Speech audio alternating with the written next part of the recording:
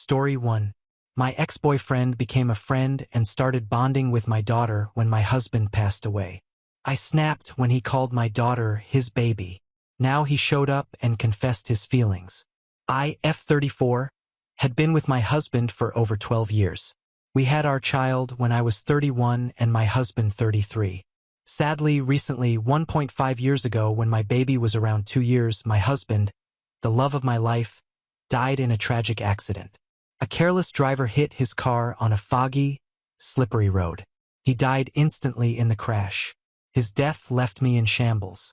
The only thing that kept me at least sane was our daughter. I couldn't believe that I lost him. He was my rock, my light, and I loved him dearly. In a way, I still cannot believe that he's gone. That's where my ex comes in. In about a year after my husband's accident, he reached out to me to talk, to vent maybe. We separated a long time ago, a couple of years before I'd met my husband. We didn't exactly stay friends, but were on good terms and spoke occasionally. Hi, how are you? Kind of talk. So he reached out and offered to help as a friend. It was unexpected, but I accepted because I really needed a friend, and frankly, I don't have a lot of close friends besides him. He occasionally came over to our place, brought some gifts to my daughter, and we talked over tea or a beer. It wasn't intimate. He had several casual relationships over the years, and I clearly told him that I'm not ready for any relationships after my husband. Still not ready, I guess. So he came over once or twice a month. He was very sweet with my daughter, so I didn't see anything wrong with him bonding. But then my baby started calling my ex Papa. It annoyed me very much, but I didn't say anything because she's a toddler. How is she supposed to know any better? I tried gently explaining to her that my ex isn't Papa, but I doubt she understood. So I just started sending her to my mother, my husband's mom, when my ex came over. In truth, I know our baby won't remember her father. Photos are all she'll have of him, and I don't want another man to take his place in her eyes. So everything was normal again. I noticed that my ex was visibly upset when I told him that my daughter isn't home, but I didn't think much of it. And last time is where I snapped. That's where I might be the a-hole, because I ended up screaming at my ex and probably should have handled it better. So, when he was at our house and we played some video games and had a couple of beers, my mother brought my daughter home early. She was very grumpy and wanted to go home. He stood up and told my daughter, "Here's my baby, I missed you," and reached to hug her. That's where I snapped at him. I told him angrily that he is in fact not her father, and that she is my and my husband's baby, and will never be his baby no matter how much he wants it. And if he wants to have a child, he still has plenty of chances with his girlfriend. He told me I was a real a-hole for saying such cruel things and left. My mother told me that I was kind of an a-hole too and I acted like a child. So, am I? Comments. Comment 1. Nah, I think you took some unresolved trauma out on him, and also that him calling your kid his baby was pretty clueless since he presumably will not be her father. He's more of an uncle if we want to use family terms at all. I think you should apologize even though he was also wrong. Assuming you want to be friends and have him in your kid's life, hopefully he will understand that it is a sore subject for you right now, and parts of it will obviously be a sore subject forever. OP, thank you. I think you're right. I still take everything concerning my husband to heart, and my ex's words hit very close to home. I don't think I was wrong in what I said to him, but I was wrong in the way I said it. After thinking about it for some time, I think I do want him in my and my daughter's life. He is a very good friend and very supportive, especially in my time of need, so I shouldn't have lashed out at him. I think I'll try calling him to apologize and communicate my issues clearly. Maybe he didn't even mean anything by his words and just loves my baby and expressed it a bit clumsily. But I admit, his words really triggered me in the moment. Comment 2. Nah, you are still heavily grieving the loss of your husband. You should, in my opinion, apologize to him and explain your thoughts. He can accept the apology or not. If you are not currently in therapy, you should really consider it. I have a friend whose son's dad passed away when he was 3, same thing. Only pictures and basically no memories. OP, thank you for your advice. I believe you're right. I should apologize and explain my feelings to him clearly. I didn't express my concerns earlier and then exploded unnecessarily. I should set some clear boundaries with him. Explain that I'm still hurting, and don't want him to call my daughter his baby in any way. If he's okay with it, that'll be great. If not, then I won't have a choice than to stop speaking to him for my own sake. I am currently in therapy. It is helpful, but it's a long process. And sincerely sorry for your friend and her son. Comment 3. Since you have a baby, you will need to enact clear boundaries with him. It's possible that given you two's romantic history, he doesn't realize he's crossing lines, but once you let these boundaries be known, it's up to him to follow them and you to enforce them. Don't let him bully you. You're the mom and dad to your baby. You are right. My first priority is my baby's well-being. And although some of my relatives say a child needs a father figure, I think that's a load of BS. If I meet a nice man, at least as great as my husband, then maybe, but it should be on my terms and not forced on to both me and my baby. Comment 4. If he only came back into your life because of the baby, I think there is something going on here. There are tons of bad people out there who insinuate themselves into single moms' lives to get access to the kids. Protect your daughter. You don't need your ex. You dumped him for a reason already. I'm not really sure if he has some ulterior motive about my baby. Maybe he's projecting some unresolved issues, maybe not. He's generally a good person and a good friend. But you're right, he was a terrible boyfriend. We were very young and our relationship was clearly toxic. But we've later talked and decided that we're much better friends than lovers. But it is clear to me now after posting and thinking about the matter that, firstly, I should apologize for yelling. Secondly, set some clear boundaries about him and my baby. If he won't accept that, that's his right, but we won't speak anymore then. Comment 5. NTA, and this seems to be some ploy on his part to get back with you and has extended to creating a relationship with your daughter.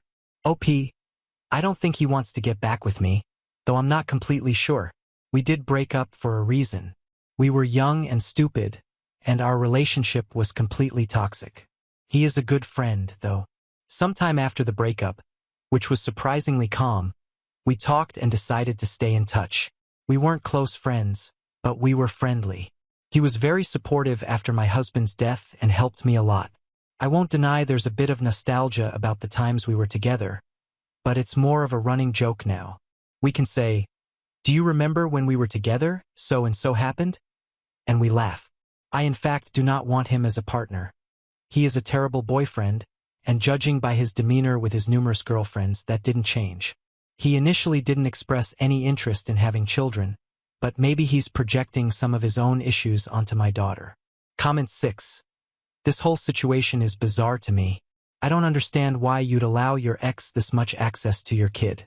I understand needing the support, but the situation is suspicious to me in general. NTA. Thank you for your input. You are right. I believe I was wrong for introducing them at all. I was a wreck and needed support, yes, but my priority should be my child first. A year after my husband died, a lot of people came over to offer condolences and some help. My and my husband's family. My daughter was always by my side. She once called my husband's brother Papa. But they look so much alike that it is understandable. And I kind of missed the fact that my ex's visits and gifts can be a problem.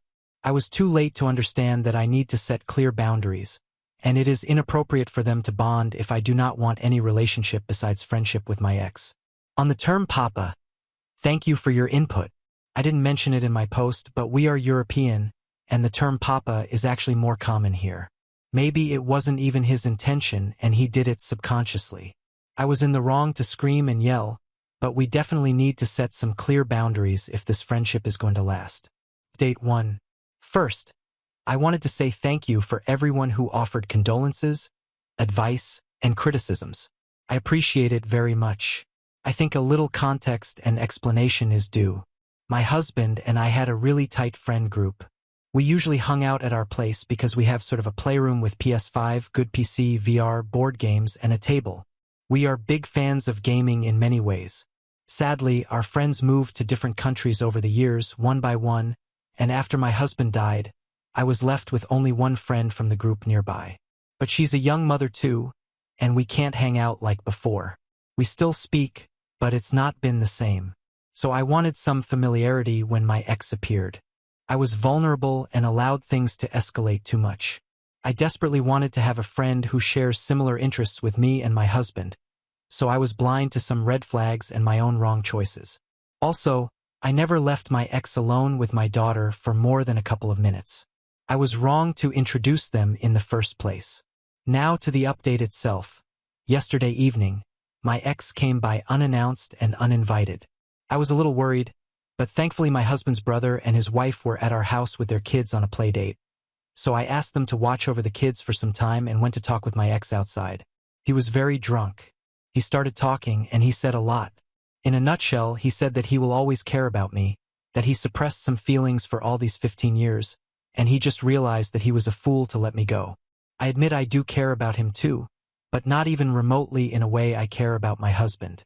So I was a fool to hope we can be friends and have a civil relationship without any implications. Our talk started getting heated, and we argued. A lot of accusations were thrown. My brother came out of the house and brought our big overprotective dog with him, so I quickly apologized to my ex for leading him on and told him to move on and asked him to leave and never return. I was a bit worried that things could get violent, but he left without any protest. He later posted a long and vague post about being hurt and that love is, and he is better off alone, and tagged me and several of his other exes. Not sure how his GF may react to that, but it doesn't really matter anymore. I blocked him everywhere and hope he won't appear in our lives anymore. Also, I will update my security system as soon as possible, just in case. Now on to the next story. Story 2. My fiancé's best friend secretly bullied me, made up lies and mocked my every move for a year. When we finally confronted him, he called me abusive and threatened to tell my fiancé's parents. My fiancé has the biggest heart. He would literally give you the shirt, pants, and hat off his body if you asked for it. He's a recovering people pleaser, and I get it because I also used to be a people pleaser. We've been together 5+ years.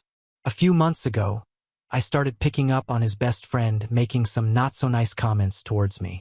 I'm trying to be vague, but let's just say this friend is the type to read who in the room would be most affected by being picked on, and then he picks and picks and picks on them until they can't take it anymore. Nobody ever really holds him accountable for this, and unfortunately, I have somehow become his favorite target. I tried to put up with these comments, but it started getting really elaborate. The friend would make up lies about me, saying things I never said. He once called me in front of all our friends, my fiancé included, just to yell, "You're a bad friend," into the phone and then hang up. There's so much to it that I can't share because I'm trying to be somewhat anonymous. It started having an effect on me and my mental health, and I ended up having a full breakdown where I told my fiancé how much this was all starting to hurt me. The first time I broke down over this, he said he would talk to his friend about teasing/messing with me less. He then told me his friend was sorry and that he'd be keeping an ear out for any other comments, and he'd jump to my defense if it happened again. A few weeks later, I had a second breakdown over all this. The situation itself is hitting a very specific childhood trauma/trigger for me, and he admitted that his friend didn't actually apologize. He actually said he was sorry I was too sensitive to understand his humor. At that point, I told my fiancé my friendship with this person is over and I want zero contact from here on out, even if it means I have to miss out on events and parties that I'd otherwise love to go to. He agreed with me that all of this is being done with the intention to get a rise out of me, and that even if we tried to get through to this friend, he's so diabolical that we could never fully trust him to not treat me at least a little bit shitty. My fiancé kept asking if this meant he had to quit the project they're working on. I told him I would never tell him he had to because I know how much it means to him, but in all honesty, the fact that this person is treating me so poorly that I'm having physical stress reactions isn't enough for him to want to cut this person off does hurt a lot. The fact that it isn't a deal breaker for him is probably always going to sting a little. He's not confrontational at all, and I always knew that, but it's not about confrontation, it's about standing in my corner, and I can't spend the rest of my life with someone who isn't in my corner. This friend is getting married to my best friend in a few months, and we're both supposed to be in the wedding, but I really have no clue how. I get a literal knot in my stomach anytime his name is even mentioned now. I have seen this friend one time since all of this came to a head, and he was so over-the-top nice to me that it came off as cocky. I had the second breakdown a few days afterward because I realized I'm possibly going to spend the rest of my life on edge and on guard anytime this person is even somewhat in my vicinity, even if they aren't actively messing with me. I don't know how to come to terms with the fact that my fiancé was willing to lie to me on his shitty friend's behalf, but he's not willing to stand in my corner against him. I think it'll always hurt. This guy was supposed to be the best man in our wedding, and as a result, we haven't been talking much about wedding plans. I think if he's still planning on this friend being in our wedding, I may have to call it off for my own sanity, and that sucks so bad. This is eating me alive. I love my fiancé so much. I love his big heart and the way he loves with all of it, but he loves some truly wretched people, and I don't know if he'll enforce any boundaries with those people before the lack of boundaries becomes too much for me to handle. I'm just hurt and hurting, and I just want whatever outcome to play out so I can stop feeling so guilty and awful all the time. Update 1. Never thought I'd actually update this account out of sheer embarrassment, but I wanted to share this for those who encouraged me to put myself first. I want you all to know my partner absolutely came through and protected me in this.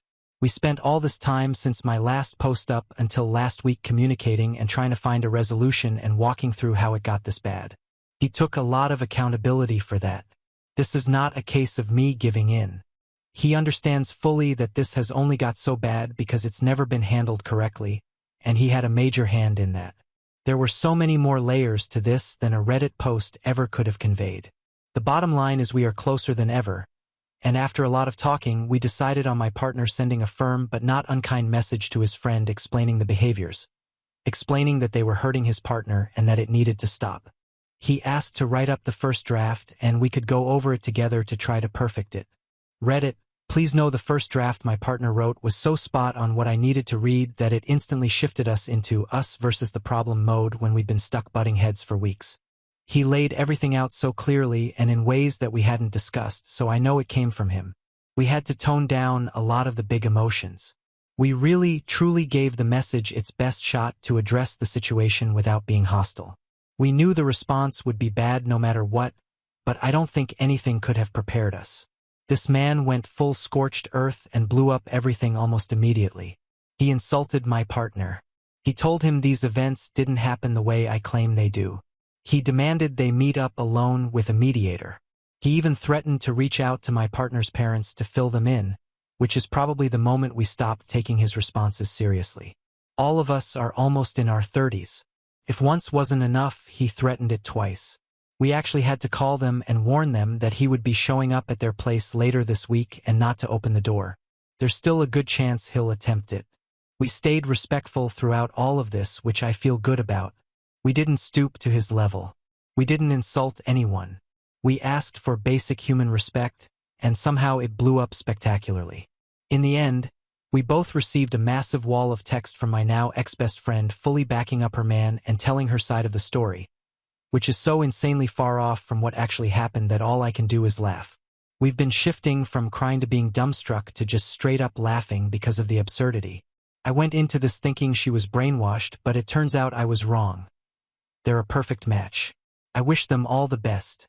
I am sending them one last message setting the record straight, which my partner and I decided together was the best approach apart from just ghosting before moving on from this entirely. I'm going to make it very clear this is done. Zero contact indefinitely, and I will never look back. My partner and I both deserve way better friends, and we both see that so clearly now. I am so glad I learned my friend's true colors before we dropped $800 on a hotel for their wedding. Thank you to everyone who was kind. Not only did I put myself first in the end, but my partner did too. We're going to take this week in stride and process it all. Grieve the friendships we once thought were forever. And at the end of the week, we have a conveniently timed vacation to my partner's family cottage. I think we're going to come out of this stronger because we already feel it. Again, thank you to those who had something productive to say, and I've made my peace with all the rest. I guess if the guy does something else outlandish, I'll update, but for now, this chapter is closed, and I'm so ready for it to start collecting dust. Update 2. Hey all, told myself I wouldn't update again, but there has been a pretty massive development. Not sure if anyone is really that invested in this show, but it's actually helped me to type it out the first couple times, so I'll feel a bit better if I do it again. Sorry in advance for how disgustingly long this is going to be. A few weeks ago, the D showed his entire hand.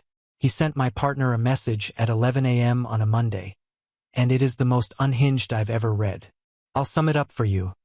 The D said he believed my partner is in an abusive relationship and he should leave me for his own happiness. He claimed he has evidence to support this. He admitted this was the big message he would have given had they met in person in the very beginning. He also told him he was worried sending the message would make things even worse for my partner if I saw it. He said I am someone he can never forgive and he will never want to associate with ever again. He ended it by saying he hopes he'll leave me so my partner can apologize for breaking up the band. Yes, it was a band, and they can start to repair their friendship. Obviously a whole lot to digest. I know you all don't know me, but I am obviously not abusing my partner, LOL. I shouldn't even have to clarify that, but I will anyways. This guy is 100% excommunicated from our lives indefinitely, not that he already wasn't at that point. In light of this new info, I'd like to share some of the things the D has done over the past year or so that made me realize he was messing with me, but I didn't clock at the time because, much like some of you, I thought I was just being sensitive. 1. My partner and I joined some pals, including the D, to play a game together online, Lethal Company if you're familiar. I have many hours in the game and know the monsters quite well, so I was pretty confused when I was slaughtered by a Bracken 3 game days in a row almost immediately upon entering the facility and splitting from the group. I mentioned at one point that I'd be having a lot more fun if I wasn't dying so quickly every time, and the D mockingly said it must be a skill issue. After a few more deaths, this time with me at least getting to explore a bit before getting my neck snapped, I asked if anyone had the Control Company mod installed, which allows the server host to play as the monsters. Suddenly, the D had to go, and the lobby conveniently disbanded. I never brought my suspicions up to anyone because I knew it would be my word against his, and I had no solid proof, so I wasn't positive. But when I finally mentioned it to my partner a couple of weeks ago after that text was sent, he told me he remembers the D staying on the ship and secretly going AFK multiple times in the game, which lines up pretty perfectly with my in-game deaths. 2. When I said the D was being too nice the time we saw him after my partner called him about his comments affecting me, I don't think I explained it right. My partner and I were sitting at a table at a local show, and the D sat next to me, not my partner, and wouldn't stop touching my arm and asking me if I was enjoying the show multiple times. He would just stare at me and grin as wide as he could. If I had just been told something I did hurt my friend's partner, I don't think I'd be all over them the way this guy was to me. Hell, if it were me, I'd at least throw a sorry about the other night their way. Felt like he was gloating that he got away with it. It was comically over the top and made me and my partner very uncomfortable. We talked on the drive home, and we both felt the same about it. 3. I was hanging out with my friend at her place, and the D was there, so we all decided to head to my place and hang with my partner as a foursome. Right before we left, the D asked if I knew our mutual friend's big secret. I did not. I'm also not very close with this friend. My friend already knew and told him they should just tell me because I wouldn't be that invested, but the D told her my partner didn't know yet and they couldn't tell me until we all got to my place and told him. He kept going on about how big the secret was and insisted that I'd freak out once I knew. I made a comment about how we were taking different cars and there was a chance my friend would just tell me on the way, so he looked her dead in the face and told her that he'd be genuinely upset with her if she told me before he told my partner. We respected that. When we got to my place, it was obvious my partner already knew. The big secret was simply that our friend was dating someone. I found out later that the D had called my partner the minute he got to his car and told him that both me and my friend didn't know and they should put on a big show of telling both of us together. My partner had known for weeks, and the friend group had openly discussed it a few times, and it hadn't come up with me because, as I said, I'm not very close with this friend. I got baited, LOL. Truly exhausting behavior. My partner had no idea what happened until I told him about the conversation at the D's place, and my friend didn't say a word in my defense. I typed out exactly why this was ridiculous once all this came to a head, and they both refused to even acknowledge it. 4. I dyed my hair blue. My first outing with the new hair was with the whole group. I went all out on my makeup and outfit and was pretty stoked on it. I'm not exaggerating in the slightest when I say the D made 20+ jokes about my hair in the span of about 15 minutes. It was pretty much every time he interacted with me, which he seemed to go out of his way to do specifically so he could make jokes about my hair.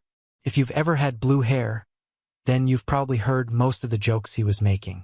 I laughed along for the first few, I can definitely handle banter as it's a huge part of almost all of my friendships, but after about 20 jokes, I finally said it was getting old and asked if he had anything nice to say. He responded by making another 5 jokes with a big, irritating grin on his face and implied I was too sensitive. There truly was no off switch with the guy. Anyways, just wanted you all to know I'm not crazy. The D has literally been trying to drive me mad for at least a year, and it almost worked. My partner and I have had many conversations about all this, and I know a lot of people had a lot to say about him, but please know this was eating both of us alive. He wanted to make things work so badly. He wanted to at least try to salvage their 20-plus-year friendship, but he understands now that was never possible, and he knows neither of us deserve to be treated the way the D treated us. This was never just about me. If he was a good friend to my partner, maybe things would be different and we could have tried harder to get through to him, but this is just who he is at his core. He's known for being a prick for no reason and lying about it, and there's no space in either of our lives for that. Anyways, I doubt the D can top that message, so this is the last update I'll give. My partner and I are coming out of this way stronger. The D has completely brainwashed my friend, and I've made my peace with it. She can have him, lol. Godspeed to the both of them. Thanks to all who showed understanding. Hopefully, this is all going to be behind us very soon once the dust fully settles. Now on to the next story. Story 3. Mom secretly tried to put my newborn up for adoption because she thought my baby would steal attention from my sister's wedding. So, I got the law involved and now she's convicted. My sister is getting married at the end of this year, and I gave birth to my son about 3 weeks ago. Everybody was happy about this apart from my mother, and I was not even surprised. To her, nothing is more important than her darling baby, and that happens to be my little sister. I obviously got pregnant a while ago, and my sister got engaged to her boyfriend of 3 years when I was 6 months pregnant. Anybody who understands math would know that by the time my sister got married, I would have given birth to the baby already.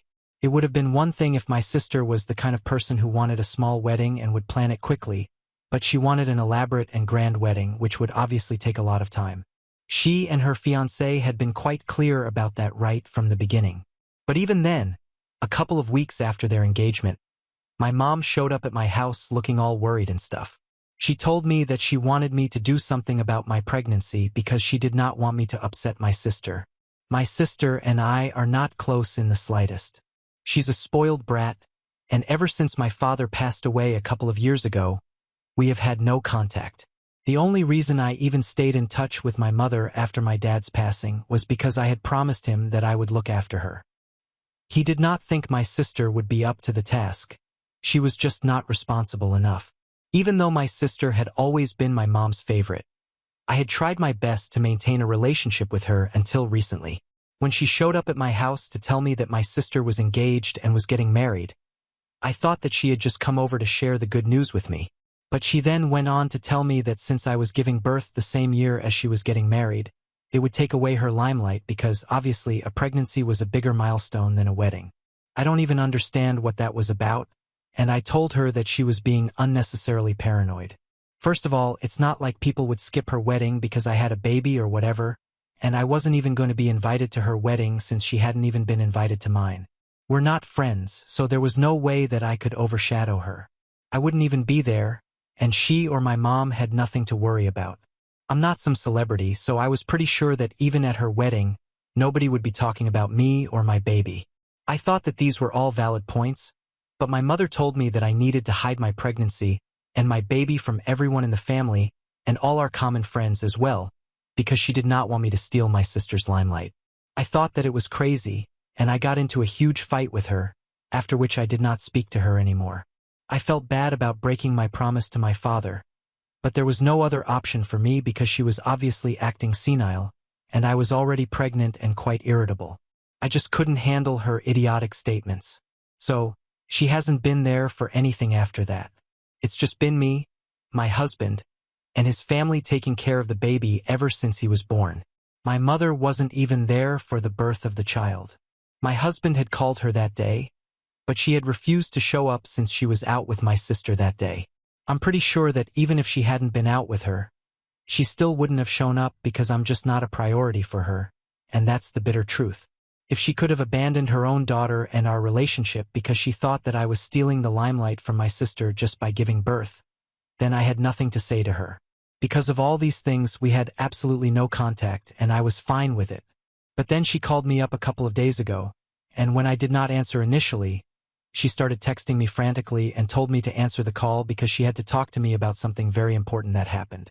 It was clear that she had some bad news to share with me, and I really did not want to talk to her. But then I just kept thinking about the promise that I had made to my father and decided to answer her, and I'm really glad that I did because that's how I found out that she is in legal trouble because she tried to put my baby up for adoption without our consent, and the adoption agency found out about it.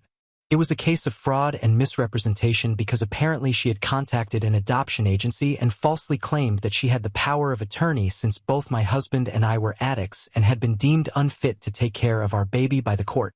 So now, as the custodial caretaker of the baby, she had decided to put him up for adoption. But obviously, they easily found out that all the legal documentation that she had provided had been fake and immediately stopped the process. Now they were going to take this up legally, and basically she was calling me because she was scared about what was about to happen next. She had been informed by them that they were going to take legal action against her, and she would be served in a couple of days. But before they could find out how to contact me and inform me, she decided to tell me about it herself so I would be able to help her out somehow. She had been crying on the phone and begging me to help her out, but I could hardly even understand how she could expect me to help her when she had done something so horrible. I could understand that she wanted my sister to have all that limelight, but going out of her way to put my baby up for adoption, that was just disgusting. And I think it was pretty stupid as well because this way it's just going to bring more attention to me because now I plan on suing her too.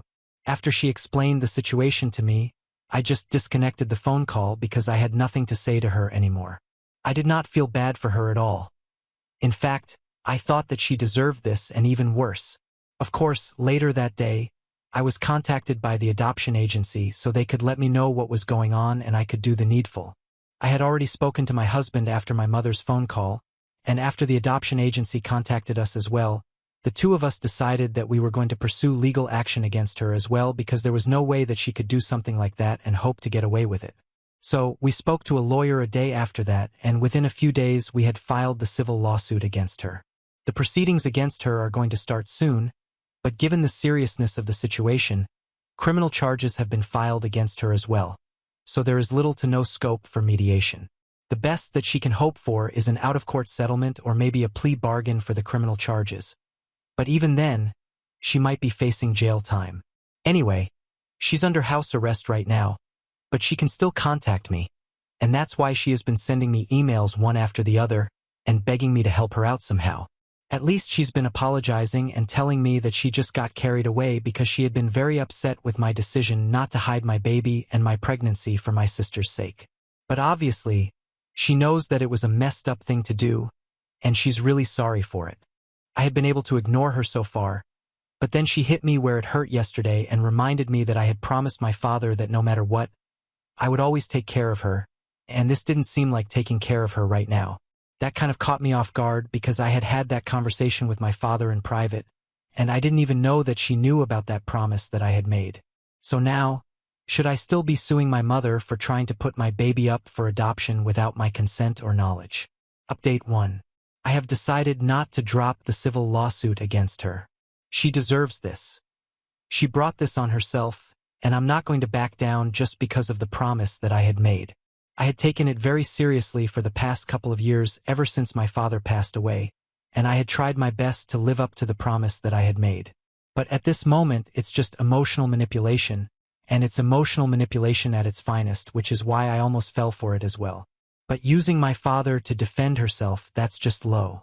A lot of people have criticized me for even bothering to live up to the promise for so long when it was so evident that my mother couldn't care less about me. But I don't know if you guys have ever lost a parent. That stuff is heavy, and I lost my father to cancer, so this was literally a promise that I had made to him on his deathbed.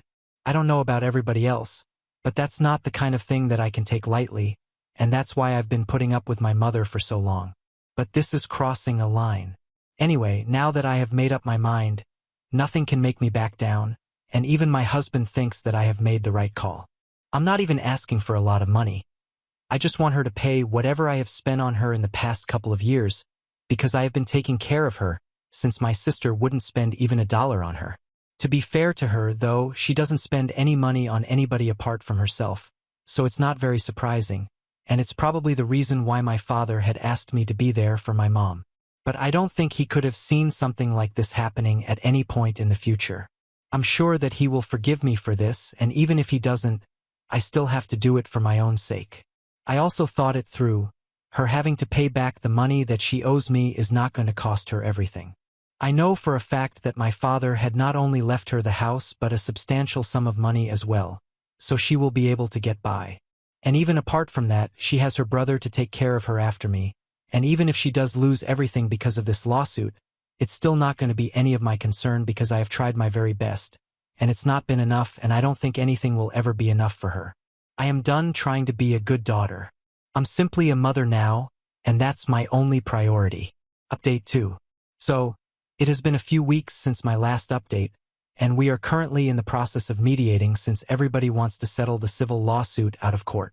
It hasn't been going well so far, and we have had to terminate every session after a while because my mother would get too emotional and would start screaming and stuff. I don't know if that's her strategy or if she's actually losing it. Whatever the case is, it's just delaying the inevitable, and I don't think she realizes that there is no way out of this for her. My uncle has also reached out to me to try and convince me to back off, and he has told me that the amount that I'm demanding from her as a settlement is way too huge and unfair. He has also brought up the fact that she was the one who had raised me from when I was a baby, and this is really ungrateful of me not to forgive her for one stupid little mistake. But that's the thing, it was not a stupid little mistake. She had literally used false documentation, and I don't think if it had been a heat-of-the-moment decision, she would have been able to come up with that. It was all premeditated, and that's the scary part because by some fluke, if the adoption agency hadn't done its due diligence, she probably wouldn't even have been caught. The more that I think about the situation, the less forgiving I feel, and I feel like no amount of money is ever going to make up for what she did. At least I'm being kind enough to only demand whatever I had spent on her so far and not a single dollar more. Obviously, that's not mentioned anywhere in the paperwork, so he wouldn't know that. But even when I mentioned that to him, he still told me that it was extremely unfair of me to do so. After a while, I started getting agitated, and I really did not want to fight with him because so far my uncle and I have not had a bad relationship, and I do not want to ruin that.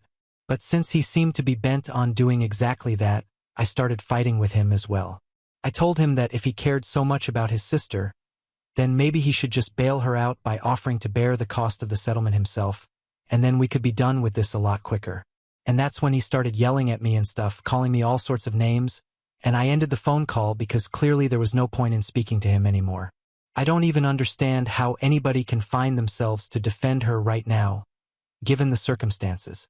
On one hand, I had my uncle, and on the other I have my sister, who has been insufferable ever since she found out about the lawsuit against our mother. I don't know why, but she has been making me out to be the villain in this situation, claiming that I'm doing this all because I want to get back at her and my mom for not paying me enough attention. At least my uncle had the guts to come speak to me directly. She has been speaking behind my back to everybody that we know, and that's how everybody in the family has been able to find out about the lawsuit and stuff. I really did not want that happening because I did not want to answer questions since this is really personal and kind of disturbing, and I didn't think that it was necessary for me to talk to people about this. But since she has been talking everybody's ears off about it, people have had a lot of questions and have been reaching out to me as well. So even though I did not want to bring it up with anyone right now, I'm having to answer questions, and the only reason I'm even doing it is because at some point, I might have to get them to testify if this goes to court. So, I'm just consoling myself by telling myself that this was bound to come out at some point or another, so better now than later. But the bigger problem is the narrative that my sister has been setting, like I got vindictive and stuff, and that's why I am pursuing this legally. I don't even think she understands the gravity of what our mother has been trying to do, and this is not some sort of sibling rivalry that is manifesting itself in the form of lawsuits and whatever. I don't even understand how somebody can be so stupid and self-involved, but, well, it's my sister, so it's not very surprising. After all, she is my mother's true daughter. Anyway, I've been speaking to the rest of my family, and it's kind of funny that this whole thing had actually started because my mother wanted my sister's wedding to be the event of the year, and that's why she wanted me to hide my pregnancy and my baby and stuff. But now, because of her own actions, this is going to be the family highlight for a long time to come, not just this year. I hate to acknowledge it, but it's pretty scandalous from a gossip point of view, and if I myself had not been involved in this directly, I probably would have found it pretty juicy as well. It sounds a bit trashy to say out loud, but it's really just poetic justice for my sister because now not even her wedding can top something like this. Update 3. Hi, so my mother has agreed to our terms, and we will be receiving our settlement money. But apart from that, she is still under trial for her criminal charges right now. She and her lawyer are doing their best to get her out of it without any jail time, but for now it's looking bleak. From what I know, I have already been asked to testify by the prosecution, and so have the people from the adoption agency, so let's see how that goes. Apart from that, even my sister and a couple of other people from the family who are close to us have also been contacted. It has been a couple of weeks since our last update, and so far, things have been going well for our family. We even managed to sneak in a short weekend trip with our son, so we could go see his great-grandparents. I don't mean my grandparents. They're not around anymore, but thankfully my husband's grandparents are still around, and when we went to see them and spoke to them about whatever was going on in our family, they told me that I was doing the right thing by stepping up for my child. I even shared the guilt that I was feeling because I had broken my promise to my father, but they told me that I had nothing to feel bad about because if my father had been around, he would have probably told me to go for it because this is just insane. So that made me feel considerably better about everything, and I guess I really needed a change of scenery because when I came back, I started feeling really refreshed, and it had definitely been quite a distressing experience for me so far because even though my mother and I had had differences in the past, it had never gone to these levels. In the last couple of sessions with our lawyers, she had probably realized that screaming and terminating our sessions was not going to make anything better, and eventually it would end up going to court and that would probably end even more badly for her. So, probably at the advice of her lawyer, she decided to behave herself and let her lawyer do all the talking. She would hardly even look at me, and even when she would look very quickly like she couldn't bring herself to even glance at me. And I think it's a good thing because she doesn't deserve to feel like she has the right to even see me anymore. My uncle and my sister are still actively spreading hate against me in the family, but that hardly matters to me because anybody who wants to be on my side, they are going to be on my side nevertheless. And people who just want to gossip, I'm sure that they are going to stick to the sidelines and not actively get involved so they don't pose any threat to me. As long as that's happening, I'm fine with whatever they're saying about me because I'm secure enough to know that it won't make it the truth just because they're saying it. Update 4. So, it's been a little over a month since my last update, and my mother had agreed to my terms. A couple of weeks ago, our settlement money finally came through. We are setting that aside for our son's future because we can do without that money right now. We are quite happy with it because, anyway, this was the money that we were owed since this is what I had been spending on my mother in the past couple of years after my father passed away. My sister knows that, but in spite of that, she showed up the other day and started accusing me of ruining her wedding because apparently our mother had promised her that she would pay for part of the wedding. And now since I had sued her and taken back all the money that she had, our mother won't be able to live up to that anymore and it's all my fault. It was crazy because literally while she was yelling at me about it, she had mentioned it herself that I had taken back all the money that she had, which meant that it was originally mine. So it's not like she wasn't aware of the situation, and in spite of that, she still thought it was appropriate to be yelling at me instead of questioning why any of this was happening at all. When she showed up, I hadn't even let her in, so I had been speaking to her at the door, and the second she started yelling at me, I slammed the door shut because I really did not need this. I was already quite busy with work because even though I was on maternity leave, I was still trying to work from home so I wouldn't be overwhelmed when I rejoined, and on top of that I had to look after my son as well, so I did not have time for this drama. But even when I shut the door, she did not take the hint and continued to stand outside and scream about how unfair everything had been for her. After a while, when she still did not leave, I started to get annoyed, and I decided to call the cops. Within a couple of minutes, they had shown up, and while they were dragging her away, she started cursing at me so loudly that even the neighbors, who had probably been peeking outside from behind the curtains until then, actually came out to watch what was going on. It was extremely embarrassing, and while she was cursing at me, she also said a bunch of concerning things about me and my child. I don't want to repeat that, but they were pretty threatening, and I didn't feel comfortable with it at all. I had already called my husband up and told him what was going on as soon as I had called the cops. So he came back home earlier than usual, and I told him whatever my sister had been saying, or rather, threatening us with while the cops were dragging her away. One of the officers had even suggested that we file a restraining order because obviously there was something very wrong going on with her, and we do think that it would be a good idea to go ahead with the restraining order because I really don't feel safe anymore.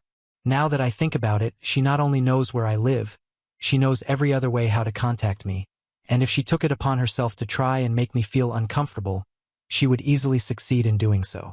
I'm not saying that she's going to go ahead and do whatever she had threatened me with, but even apart from that, there are other ways to intimidate a person, and I'm just scared because I'm a mother now and I don't want episodes like this repeating again. So after a really long discussion with my husband, we decided that we were going to move. I had already been planning to change my phone number and other contact info so that people wouldn't be able to contact me without having a good relationship with me first. It's not even just about my sister. I've had a lot of messages and phone calls from people who only want to gossip, and it's getting really annoying at this point. So that was another reason for me to change everything, because the last thing that I need is visitors who only want to talk about this situation and gossip about it. My husband has been doing well for himself, and if we need to, we can just ask my in-laws to help out as well, but we will definitely be moving, and we will also definitely be filing for a restraining order against my sister because she's clearly unhinged, and I don't want her coming around anymore. Everything has been pretty expensive for us so far because we have had to pay for our lawyer, and of course we have a newborn with us, so even that's pretty expensive. The finances have been a bit tight recently, and with the move and everything, it's probably going to get even more expensive for us. But when I think about my son, it seems worth the trouble. I'm honestly just really tired of everything, but my husband and my son are the only people who keep me going and motivated to do better. I don't think I said enough, but I'm really happy and lucky to have found a partner who understands me so well. And I would say that I'm pretty lucky that even his family has been standing by me throughout all of this. To be frank, after my dad had passed away, it was mostly my in-laws who had been there for me even more than my own mother. And I know for a fact that not everybody is lucky enough to have such wonderful in-laws, so I'm very thankful for them as well. It has been a really messy and exhausting past couple of months, and I'm just really hoping that it comes to an end soon. Update 5. Hey, so last week, the verdict of my mother's trial finally came through, and she has been convicted on all charges. Since she is a first-time offender, she's going to have to pay a huge fine as restitution to both the adoption agency and me, along with several hours of community service. She has been able to dodge incarceration, but she does have to attend court-mandated mental health treatment and a rehabilitation facility since her lawyer made it seem like she had been going through some psychological stuff. I'm not in touch with her anymore and haven't been ever since she agreed to the terms of our civil lawsuit and we came to a settlement. I found out about it from a couple of family members and, well, I guess it's fair enough. I also managed to get a restraining order against my sister soon after my last update, so that's another win for me. We are currently in the process of moving houses and it's a bit stressful, but, well, we can handle it, and especially with the money that's about to come in, it's been a huge relief for us. So we might not need to ask our in-laws for help at all, and we won't even need to dip into the settlement money that we had decided to put aside for our son.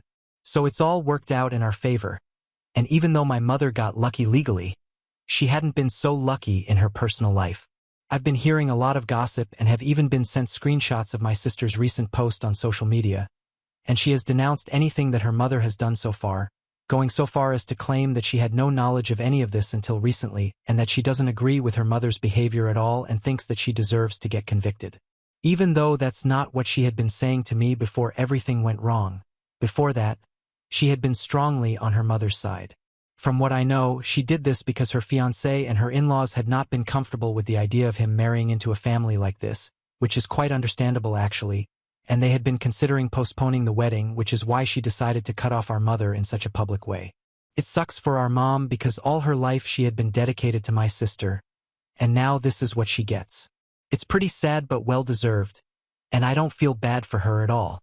Now that I'm moving, I'm going to have nothing to do with these people, and I really can't wait. Now on to the next story. Story 4. Dad and stepmom didn't invite me to their housewarming party because they considered me an outsider. Hey Reddit, I'm using a throwaway account and fake names for this post because I really don't want anyone to trace this back to me. I need to get this off my chest, and I'm hoping for some advice on what to do next. A little about me. I'm a 28-year-old guy working as a software engineer in Silicon Valley. I've been doing pretty well for myself, especially after a recent promotion. Life's been good, at least on the surface. I've got a decent place, a fancy car, and enough money to not worry about bills. But as the saying goes, money can't buy happiness, and I've been feeling the weight of that more than ever lately. The real issue is my family, or what's left of it. My mom passed away in a car accident when I was 14.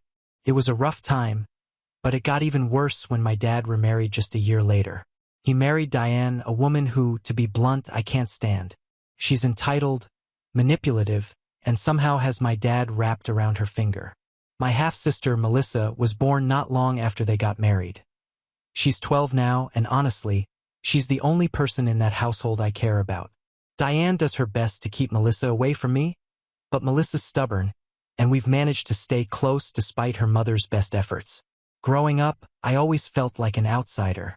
My dad and Diane made it clear that their new life didn't really have a place for me. But I tried to stay connected. I was always there when they needed something, trying to be a good son, even though it often felt like a one-way street. A few weeks ago, I was having a pretty normal day at work. Code reviews, a couple of meetings, and some brainstorming with the team. I'm pretty heads down when I'm working, so when my phone started buzzing on my desk, I almost ignored it. But then I saw it was my dad calling. It's rare for him to call, especially during the day, so I picked up, thinking something might be wrong. To my surprise, he wasn't calling with bad news. He asked if I could help them move to their new house. They were finally upgrading to a bigger place, which I knew Diane had been pushing for forever. At first, I was actually excited. I thought maybe this could be a chance to finally connect with my dad, to show him I'm still here and willing to help. But there was this nagging feeling in the back of my mind, a reminder of all the times I'd been disappointed before. I decided to take some time off work to help them out. I had a pretty important project going on, but I figured family comes first, right? I went out and bought new tools, ropes, and all the stuff I thought might come in handy for the move. I even picked up some heavy-duty gloves to protect my hands. As I was preparing, I thought maybe we'd bond over the shared work or at least have a decent conversation for once. I overheard some colleagues talking about their close relationships with their parents, how they'd spend weekends together or help each other out with home projects, and I wanted to make this work with my dad. I thought, maybe this time things will be different. I arrived at their old house early on moving day, ready to get started, hoping to impress my dad and maybe even get a thank you. But as soon as I walked in, Dad and Diane barely acknowledged me. Diane was already barking orders at the movers they'd hired, and Dad just gave me a nod before going back to whatever he was doing. The old house was a two-story place that had seen better days. It wasn't huge, but it held a lot of memories for me, most of which they'd probably forgotten. I started working, lifting heavy furniture and packing up boxes while Dad and Diane mostly stood around supervising. I overheard Diane complimenting the hired movers for their professionalism, completely ignoring the fact that I was sweating bullets doing just as much work, if not more. At one point, Diane accidentally knocked over a photo frame that held a picture of me as a kid. The glass shattered all over the floor. Instead of apologizing, she just shrugged and said something like, "Well, that's old and it was going to go in the trash anyway." My dad didn't even react.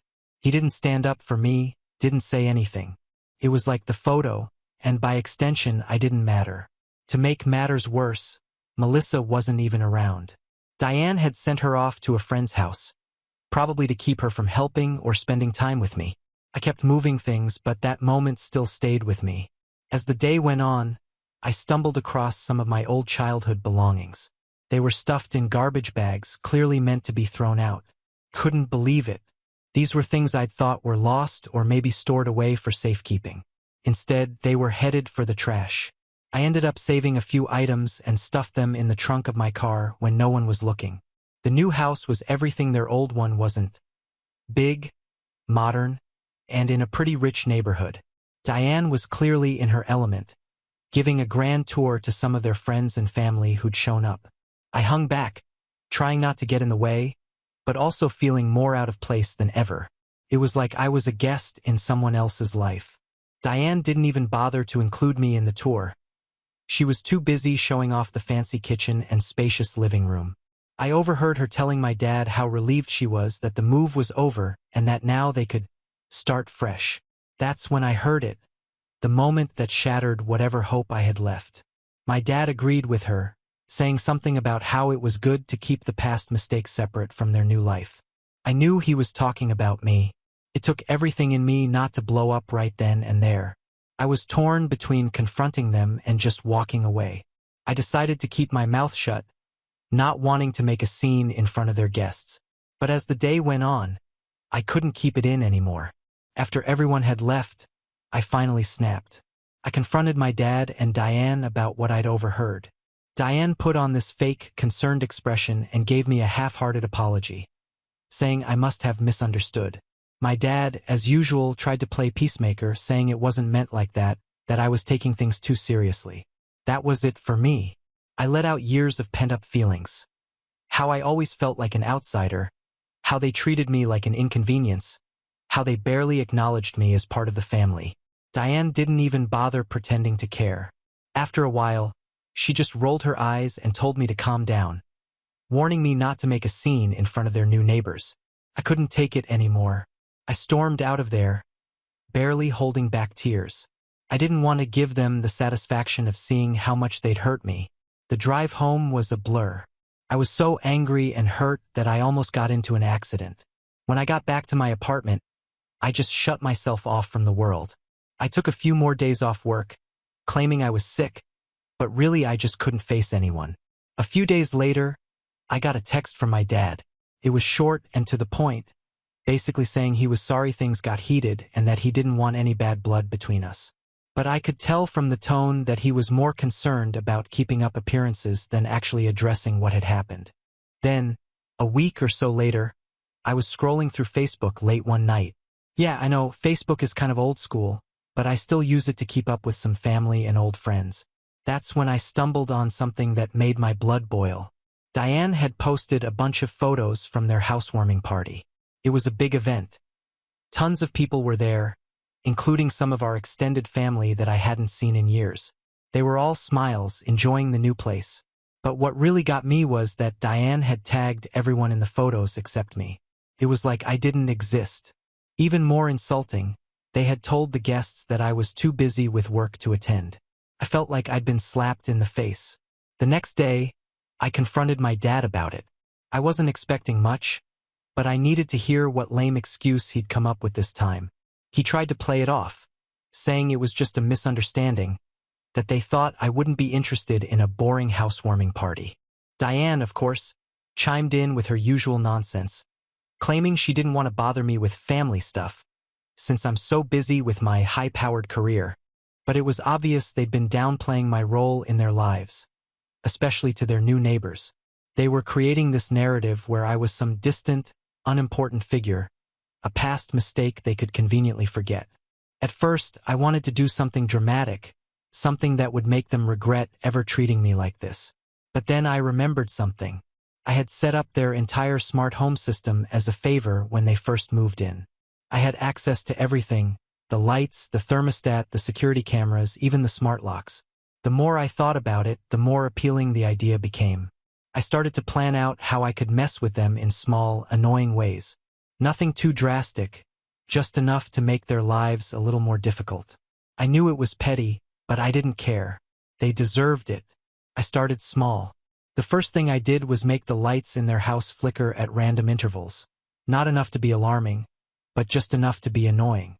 Then I moved on to the TV, making it turn on and off at odd times, usually when Diane was trying to watch one of her shows.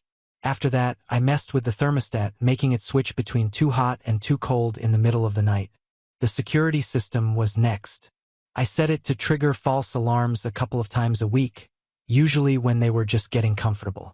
I could see their frustration growing with each passing day. I timed everything perfectly, using the security cameras to watch their reactions. There was a strange satisfaction in seeing Diane freak out when the lights started flickering or when the TV would suddenly switch to a different channel. It was like a private little show that only I could see. It didn't take long for them to start thinking the house was cursed or something. I overheard my dad on the phone talking to a friend about how weird things were happening at the new place. Diane was convinced the house was haunted. She even called in some psychic to cleanse the place. I'm not kidding. I watched through the cameras as this so-called psychic walked around with a bunch of sage, chanting and waving her hands in the air. I couldn't help but laugh at how ridiculous it all was. Melissa, unfortunately, got caught up in the whole thing. She was scared and refused to sleep in her room, convinced that something was lurking in the shadows. That part made me feel a bit guilty, but at the same time, I couldn't help but think this was all on Diane and my dad. They created this mess. Nothing they did worked. The lights kept flickering, the alarms kept going off, and their frustration grew by the day. A few days later, I got a call from my tech-savvy nephew. He'd been visiting my dad and Diane and noticed something off with their smart home system. He dug into it and found traces of tampering, which he traced back to me. I wasn't exactly hiding my tracks, so it didn't take him long to figure it out. I thought that was the end of it, but I should have known better. One evening, there was a knock on my apartment door. I wasn't expecting anyone, so I was surprised when I opened it to find my dad standing there, looking more desperate than I'd ever seen him. He didn't even bother with pleasantries. He just asked me point blank if I had anything to do with the weird stuff happening at their house. I didn't deny it. I couldn't lie to his face. Not this time. I told him exactly what I'd done and why. He was stunned at first, probably not expecting me to be so blunt. Then the shouting started. He accused me of being childish, of taking things too far. I fired back, telling him how he made me feel like an outsider for years, how he'd let Diane push me out of his life. The argument escalated, and soon my neighbors were peeking out of their doors, probably wondering what the hell was going on. I didn't care. I let out everything I'd been holding in for years. By the time it was over, my dad looked like a broken man. He left without saying another word. Not long after that, Diane showed up at my workplace. She didn't cause a scene, which was a pretty huge surprise to me, but it was clear she was there to confront me. My boss wasn't thrilled about the whole thing, and I ended up having to explain what was going on. It was humiliating, to say the least. Word spread quickly through the family. My dad made sure of that. Soon, I was getting bombarded with angry texts and calls from relatives who couldn't believe I'd done something like this. Social media was a nightmare. Passive-aggressive posts, people taking sides, the whole 9 yards. Some relatives reached out in support, saying they understood why I did it, while others condemned me, calling me immature and vindictive. The only person who didn't say anything was Melissa. A few days later, she secretly messaged me, telling me she missed me and that she didn't believe the things her mom was saying about me. That message hit me hard. I didn't want to drag her into this mess, but I was glad to know she still cared. Around this time, I started seeing ads for DNA testing kits popping up everywhere online. I don't know if it was some weird coincidence or if the internet just knew I was going through a family crisis, but I decided to order one on a whim. I figured, why not? Maybe it would be interesting to see where my ancestors came from. A few weeks later, the results came back, and what I found out just broke me. According to the test, my dad wasn't my biological father. I couldn't believe it at first. I double-checked everything, thinking there must have been some mistake. But no, the test was accurate. Suddenly, so much of my life made sense. The way my dad had always treated me, the way Diane had pushed me out.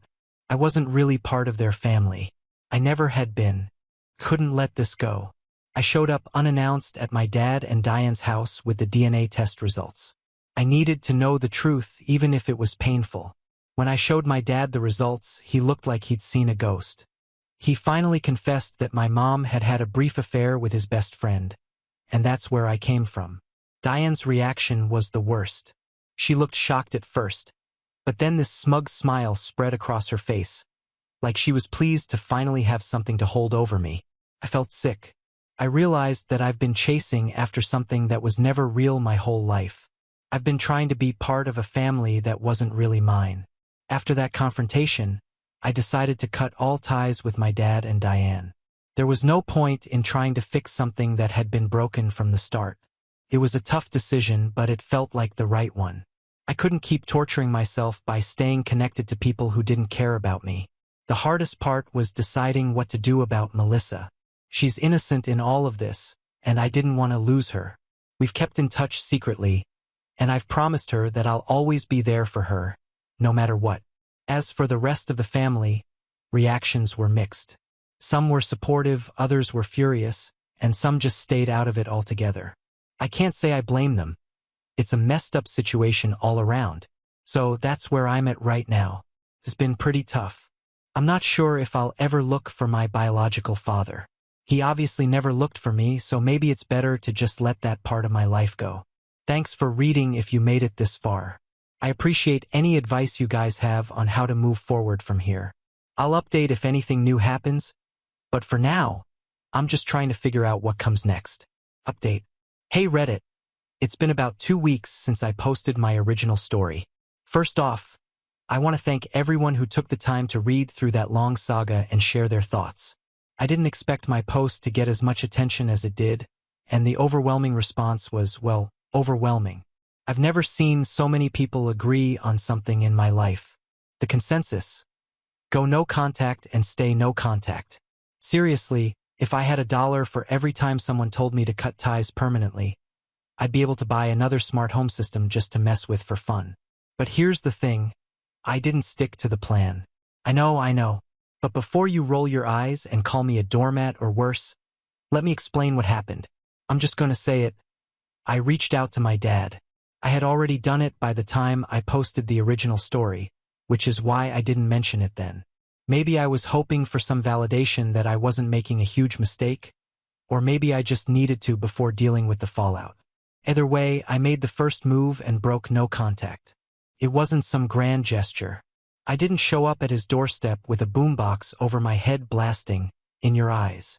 It was a simple, short text, something like, "We need to talk.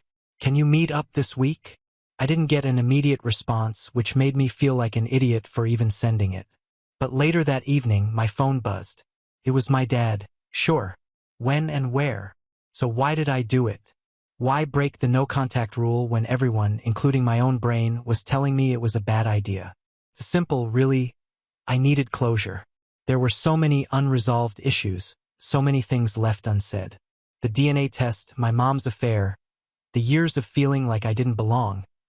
It was all weighing on me, and I couldn't just walk away without some kind of resolution. It wasn't about forgiveness or reconciliation, at least not entirely. It was about understanding. I needed to know why my dad treated me the way he did, why he let Diane walk all over me, and why he never told me the truth about my parentage. I needed answers to move on, and I wasn't going to get them by ignoring him forever. Look, I get that a lot of you are probably thinking this was a weak move, that I'm being stupid for even giving him another chance. Trust me, I've thought the same thing. I've read the comments calling me a doormat, saying I'm setting myself up for more pain. But here's the thing. This isn't about weakness, it's about growth. I've spent my whole life letting other people control the narrative, dictate how things should be. Reaching out to my dad wasn't about caving in or being a pushover. It was about taking control of my own story, on my own terms.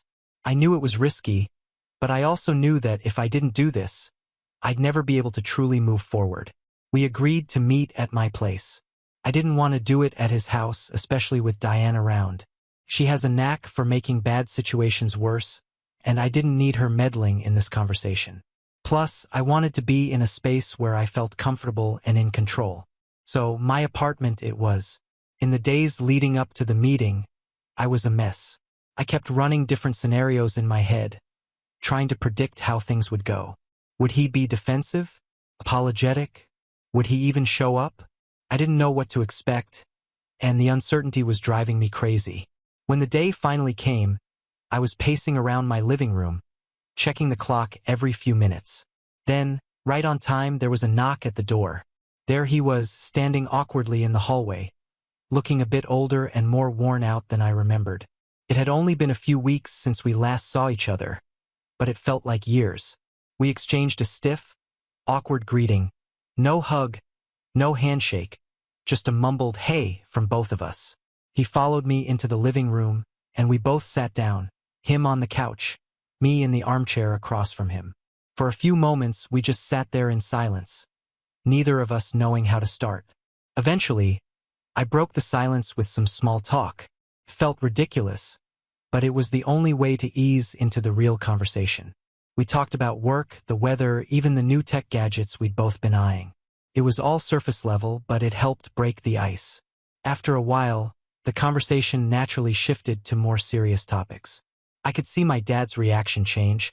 He seemed more guarded, like he knew what was coming but wasn't sure how to handle it. I started by asking him how things were at the new house.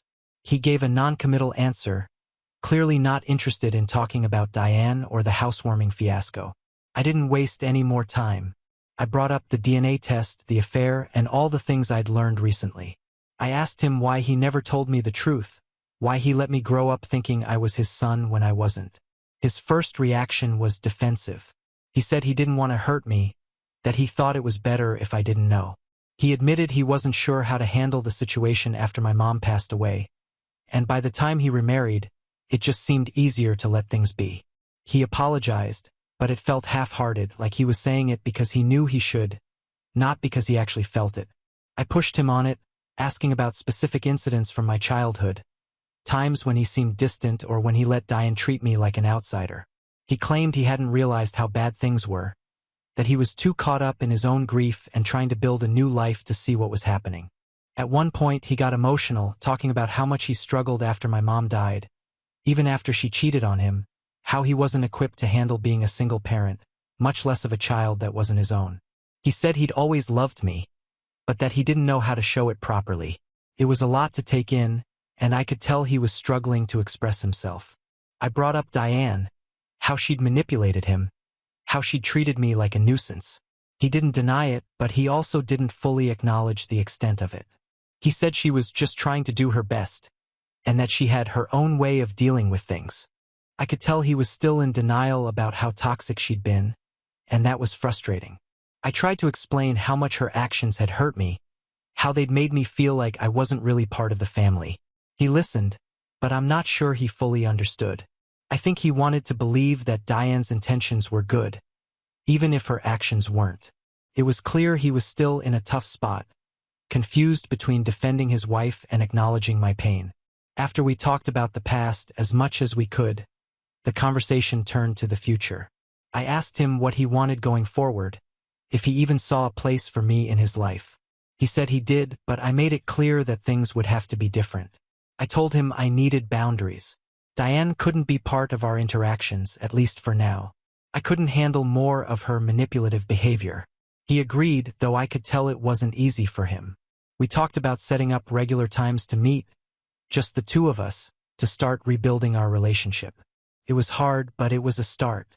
I wasn't ready to dive back in completely, but I also wasn't ready to walk away for good. As the conversation slowed down, we both seemed exhausted, emotionally drained from everything we'd just gone through. There wasn't much left to say, so we wrapped it up. We stood up awkwardly, and for a moment, in the end, we settled for a stiff, awkward hug. One of those half-hearted hugs where neither person really knows what to do. At least it was something. He left after that, and I closed the door behind him. I sat down on the couch and tried to process everything. I decided that, for now, I'd maintain limited, controlled contact.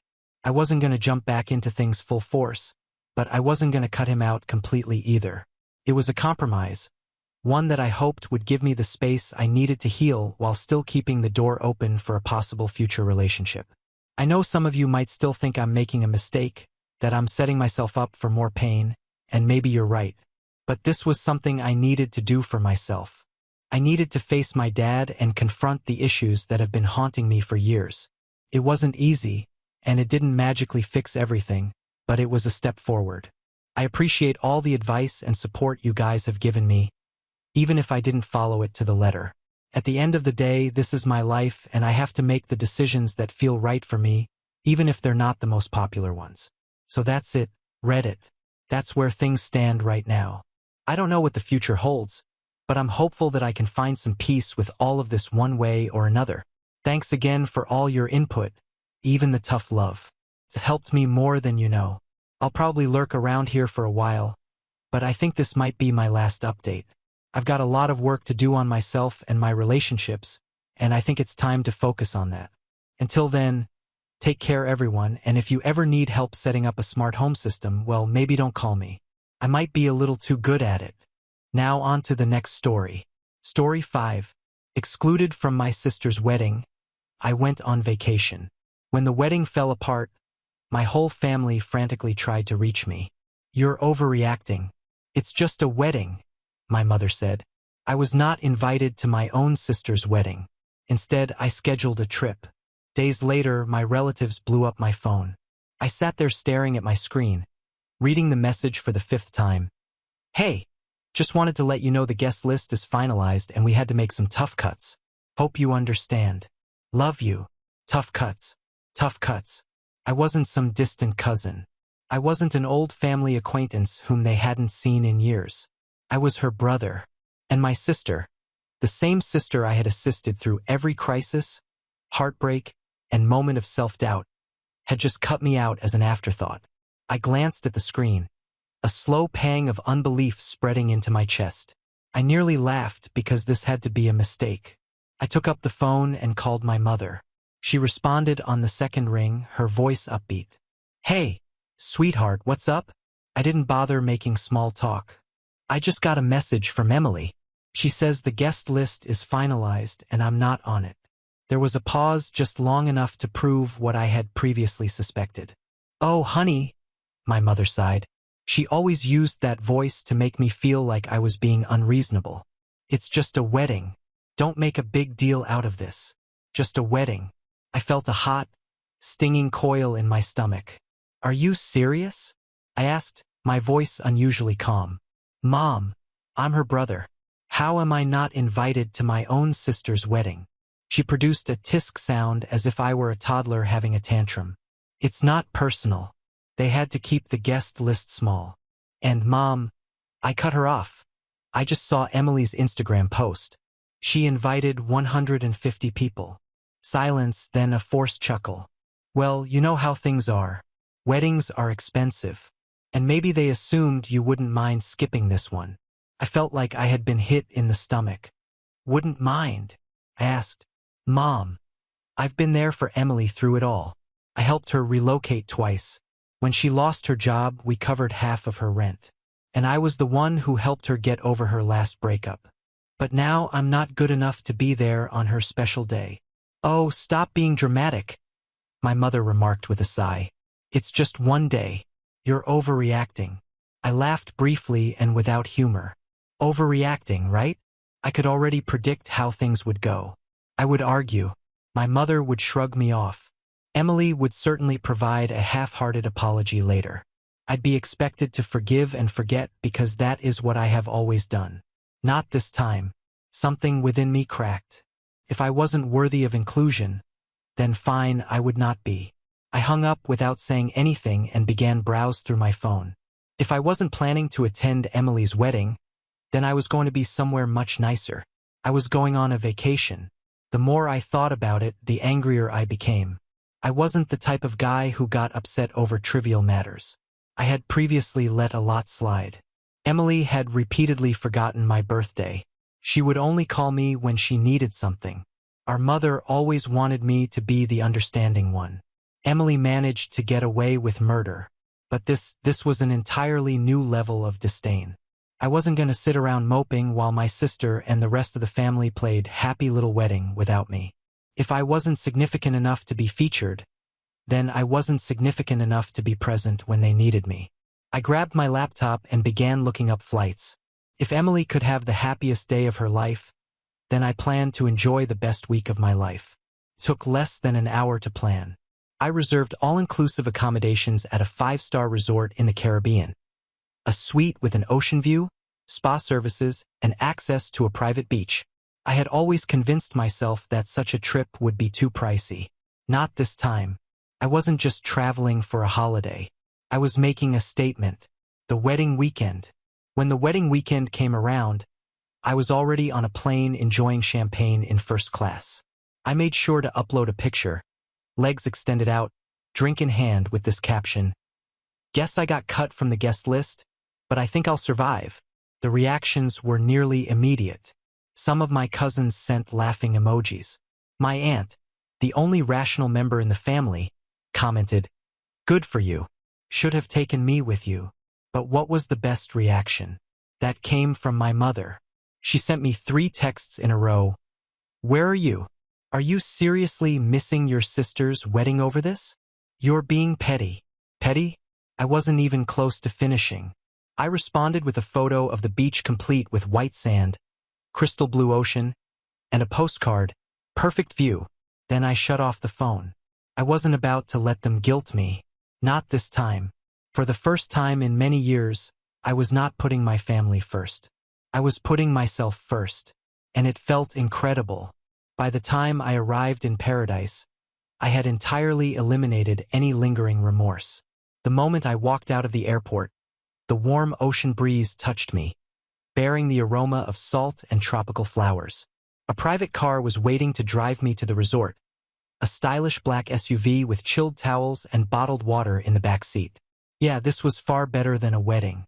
As we drove down the coast, I reflected on how right I had been to accomplish this.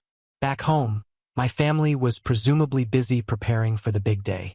My mother was probably making excuses for why I wasn't present. My sister was laughing with her bridesmaids, not giving me a second thought. But I wasn't treated as an afterthought here. Here I was the priority. My priority. The resort was something out of a fantasy. The lobby had enormous palm trees blooming within, massive open-air architecture that allowed in the ocean wind, and the kind of service where you were greeted with a cocktail before you checked in. My room was unreal. Floor-to-ceiling windows and a private balcony and the most gorgeous king-sized bed I'd ever seen. I threw down my things, strolled out onto the balcony, and simply took it all in. Then, just to make matters worse, I took a picture of the scenery and shared it with this caption. When one door closes, another one opens, preferably to a beachside suite with unlimited margaritas. I knew it would find its way back to my family. And honestly, I hoped it did because for once, they could understand what it was like to be left out. And I was only getting started. The first full day of my trip was simply fantastic. I began the morning with room service, which included fluffy pancakes, fresh fruit, and coffee that was so wonderful it ruined every cup I'd ever tasted. Then I spent the entire day doing precisely what I wanted. No responsibilities, no family turmoil, just me, the ocean, and a time focused only on my own enjoyment. By the afternoon, I was lounging on a sunbed by the infinity pool, martini in hand, watching the waves roll in. Every so often, I'd check my phone, not to check in with my family, but to look at the growing amount of responses to my vacation blogs. The comments were gold. Cousin Jake, bro, where are you even? Aunt Lisa, okay, now you're just showing off. An old college acquaintance, dude, invite me next time. Finally, I received a notification that made me smirk. Emily saw your article. Oh, now she was paying attention. I could just imagine her reaction. Sitting in the bridal room sipping inexpensive champagne, scrolling through Instagram only to see me having my best life while she was anxious about her wedding. Good. I leaned back, took another sip of my beverage and thought, enjoy your special day, sis. I hope it's all you wanted. The meltdown.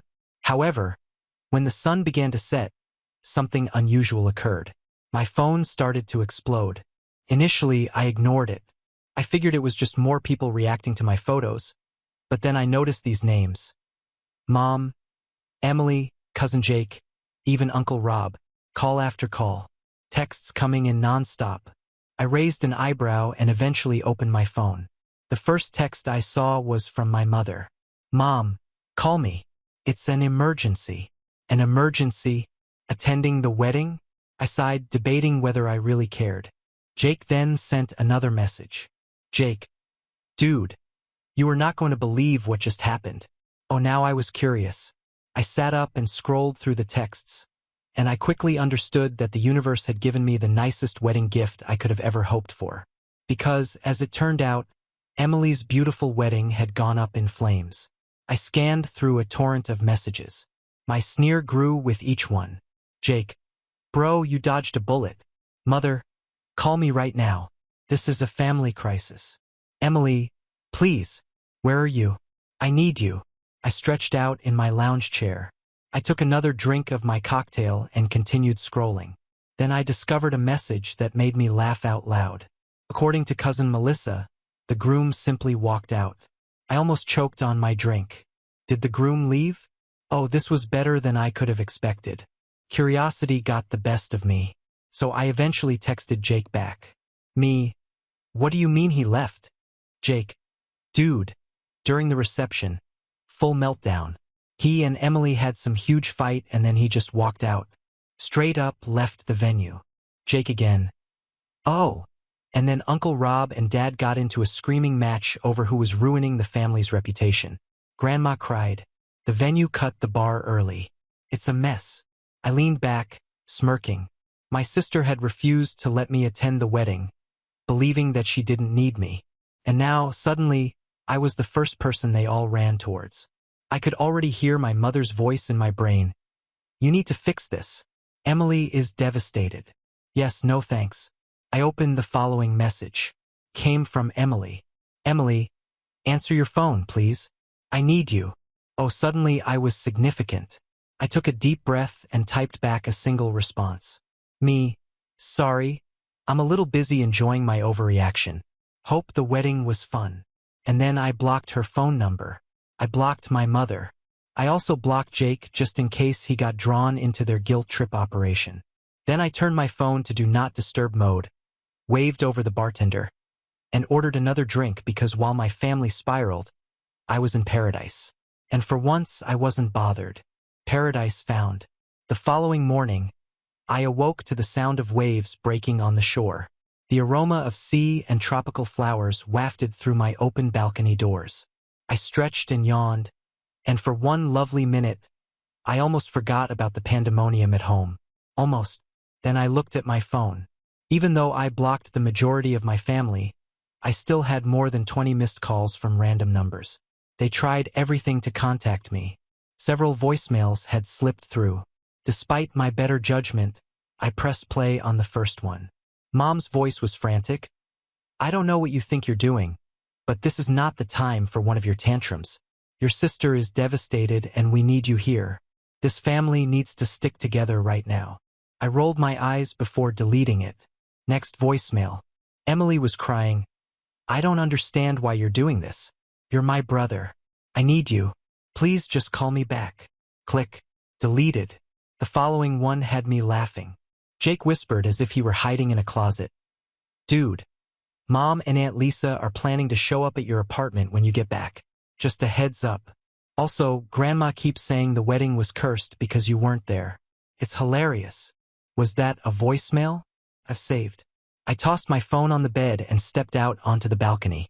The sun had just begun to rise, creating a golden glow over the ocean.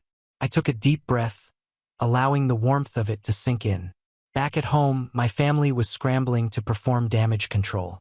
Meanwhile, I was here sipping espresso while wearing a bathrobe, enjoying the best decision I'd ever made. And the best part, they were now feeling what I had felt when they cut me out. Unwanted, forgotten, left out. It was rather poetic, actually. But I wasn't finished yet. I grabbed my phone. I took a photo of my breakfast, which included fluffy pancakes, fresh fruit, and a mimosa that was so brilliant it might blind someone, and posted it with this caption. Starting my day stress-free. Hope everyone back home is doing okay. Then, just for fun, I went through my blocked messages, grinned at all of the missed calls, and ordered another mimosa. I didn't intend to call them back. Allow them to clean up their own mess. I was on vacation. By midday, I was relaxing under a secluded cabana, sipping a tropical drink with an umbrella, when my phone vibrated again. This time the message came from cousin Melissa. Melissa, okay, I know you're mad and honestly, you deserve to be, but you have to hear what happened after the wedding. Call me. You're going to love this. I raised an eyebrow. Melissa has always been the only cousin with a brain. If she mentioned that I needed to hear anything, it was probably worth the time. So despite my better judgment, I called her. She answered the first ring. Oh my God, you're finally answering, she said, unable to contain her joy. Okay. Are you sitting down? I gazed about in my shaded cabana, the vast ocean in front of me and the chilled beverage in my palm. Yeah, I think I'm in a good place for whatever this is. Melissa let out a breathless laugh. Okay. After the groom left, Emily had a complete meltdown. And I don't mean a few tears. I mean yelling, wailing, and throwing objects at the wedding party. I smirked. Sounds about right. Melissa continued, her voice brimming with enthusiasm. Everyone was attempting to calm her down. Mom overheard Aunt Lisa suggest that the disaster could have been avoided if you'd been there. I blinked. Wait, what? Melissa giggled. Yes, she was saying that you've always been the one to mend problems when Emily spirals. That if you were present, you would have talked sense into the groom or handled everything like you normally do. I burst into laughter. So, let me get this straight. The same family that barred me from the wedding is now blaming me for not being present to preserve it. Oh, it gets better, Melissa remarked. Mom told Lisa she was acting ridiculous, and then they started fighting loudly. Then Grandma became involved, saying Emily brought this on herself because she offended the cosmos by not inviting her brother. I almost choked on my drink. Melissa was cackling now. Grandma lectured Emily in front of everyone, stating, "If you had treated your family better, you wouldn't be alone in your wedding dress right now." I leaned back, smirking. "Wow, that's beautiful." "Oh, and then," Melissa said, "your mother attempted to contact the groom's family to resolve the situation. His mother just smiled and said, 'This is your issue now.'" I had to set down my drink before I spilled it from laughing so hard. "So," I said, collecting my breath, "where does that leave Emily?" Melissa sighed, still weeping, still blaming everyone except herself. Last I heard, she was trying to save the wedding with some sort of backup plan. But let's be honest, she's not going to recover from this. I shook my head, grinning. You know what the best part is?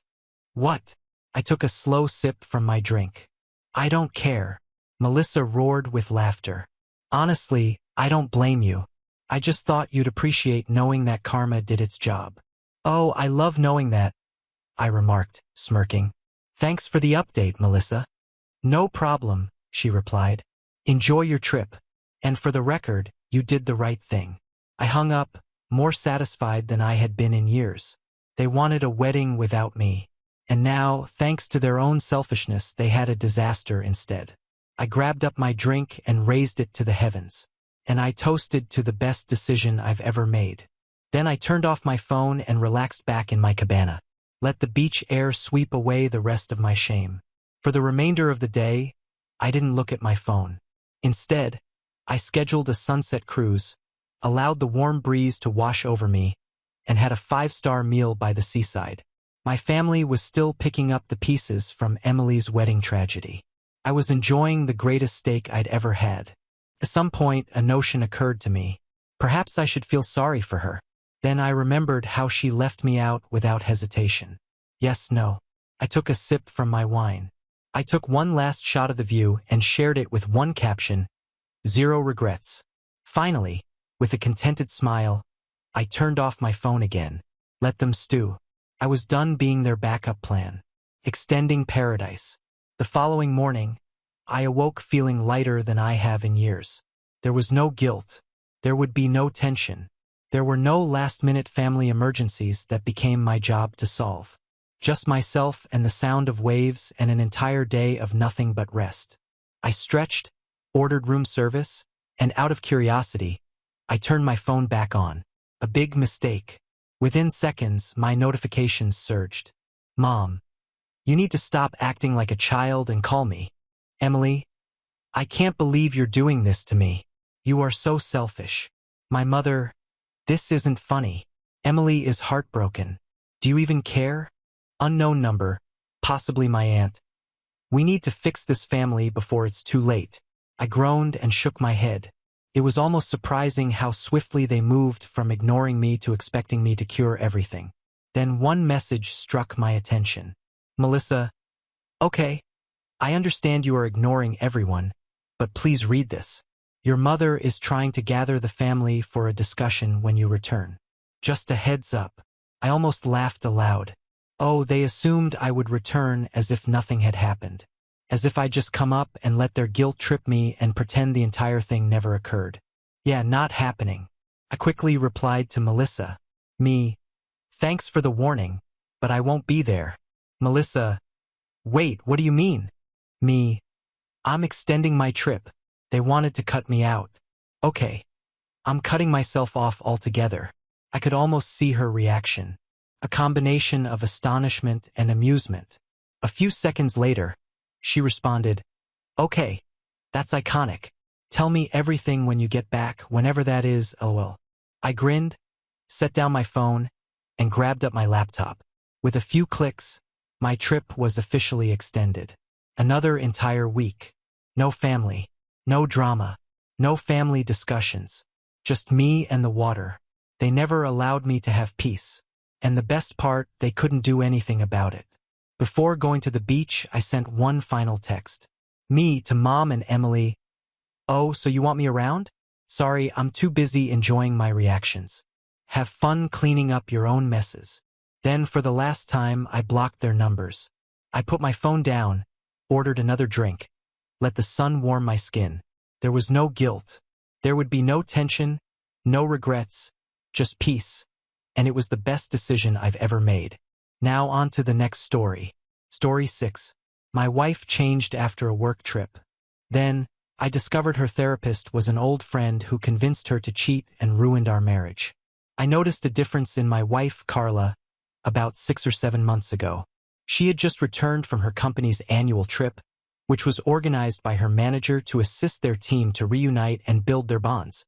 Usually, she returned from these excursions energized, full of anecdotes about her coworkers, and eager to share minor experiences that had amused or inspired her. This time, things were different. Her temperament had changed noticeably since the day she returned home. She didn't discuss much about the vacation, which surprised me.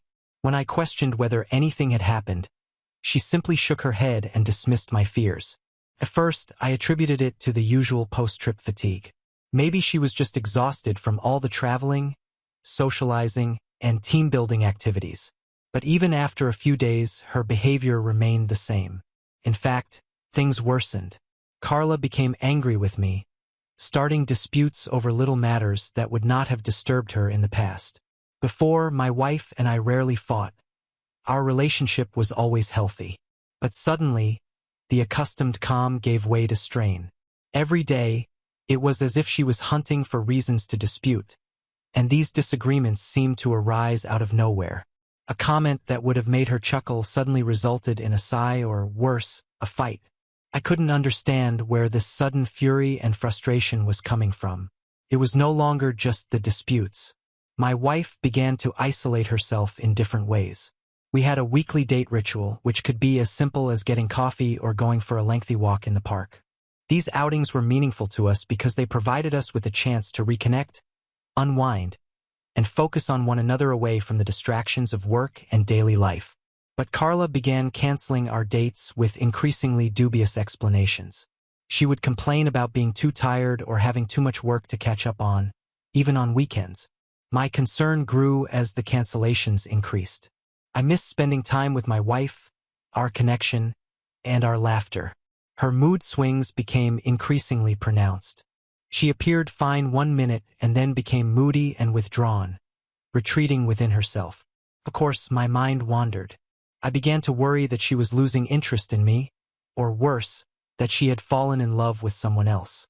I didn't want to think about it, but her behavior seemed so strange and out of character that I began to contemplate options I hadn't considered before.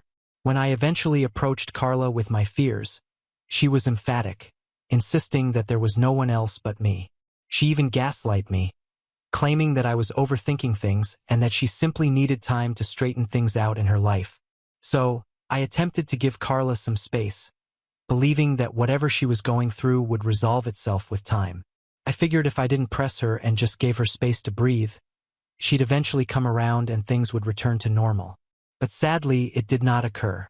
In fact, the more room I gave her, the farther away she appeared to float. She started working longer hours and came home late, sometimes after I had gone to bed. In general, she would tell me stories about her day, hilarious anecdotes about her coworkers, or complain about the current office drama. Now, there was only silence after she returned home. She became increasingly evasive when I tried to question her, and her acts began to create concerns in my mind. With our relationship on unstable ground, I recommended to my wife that we seek marriage therapy. I hoped that with the help of a counselor, she would be able to open up to me, and we could figure out what was causing our disconnect. To my astonishment, Carla declined, stating that she wanted to visit a therapist independently and that she needed to focus on herself before we could work on our relationship together. While it didn't meet my expectations, I agreed. Ultimately, I wanted her to feel supported in any manner she needed. Carla soon found a therapist and began meeting with them 3 times a week for 2-hour sessions. I didn't ask too many questions about it, assuming she'd found someone qualified to help her. All I wanted was for her to achieve the clarity and calm she was looking for and for us to be able to reconnect. Carla appeared to be in a better mood following each session, lighter, as if a weight had been lifted. I hoped that this was a sign that things would get better between us, that this was the start of a new chapter in our relationship. Instead, things became stranger. Carla began spending more time away from home, frequently making plans without me. It began with a few evenings here and there, but it quickly spread to almost every weekend. She'd go without much of an explanation and not return until late at night. I don't mind if she goes out with her buddies. In fact, I've always pushed her to pursue a life outside of our marriage, but I expected her to give me a heads up.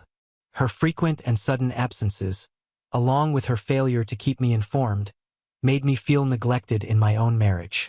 Meanwhile, Carla appeared unconcerned about the fact that I missed spending time with her. No clue of how much I craved our former intimacy. What troubled me even more was when I realized, almost unintentionally, that my wife wasn't only spending time with friends on her little adventures. Apparently, she was also hanging out with random strangers she met at bars. This was something she had never told me. I only discovered it after several of my friends expressed worry.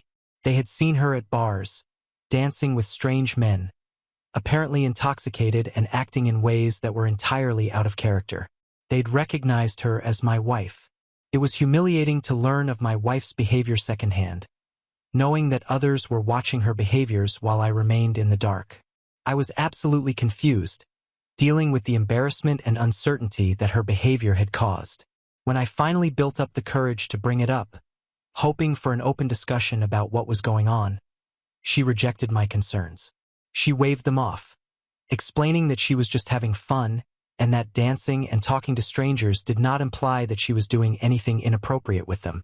She said it as if her activities in meeting these strangers were insignificant, as if I shouldn't be touched by this version of herself that I scarcely recognized. Then, she stopped assisting around the house. Since we both started working, we've always divided household tasks evenly.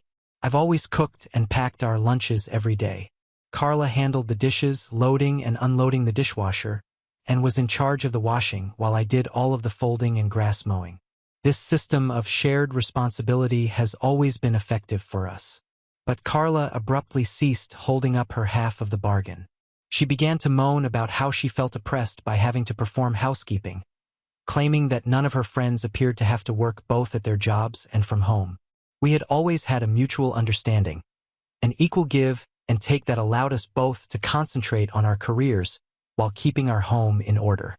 Her sudden irritability seemed utterly out of character when she voiced these objections.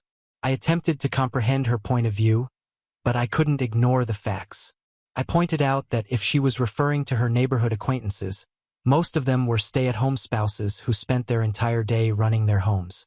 I said that if she was feeling burdened by both work and housework, we should consider her leaving her job to run the household full-time, and I would gladly take on the position of sole earner.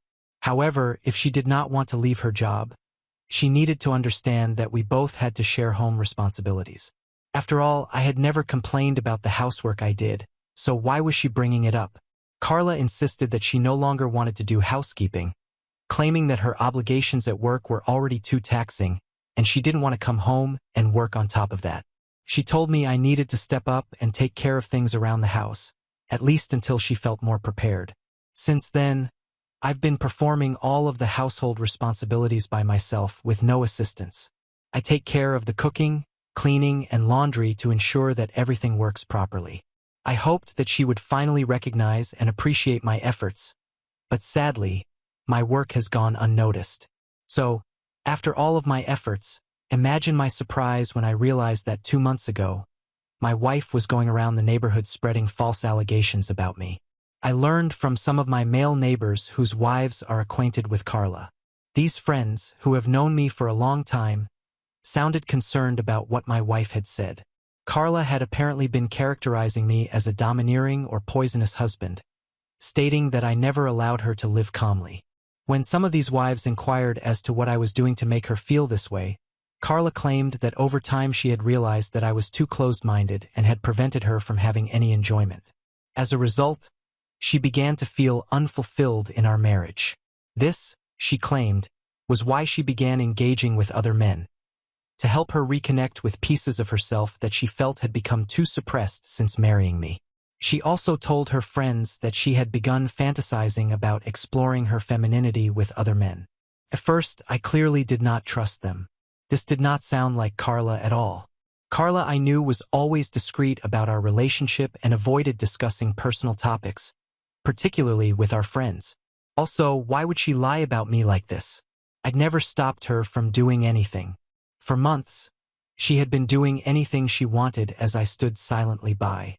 She suddenly blamed me for being toxic and repressing her.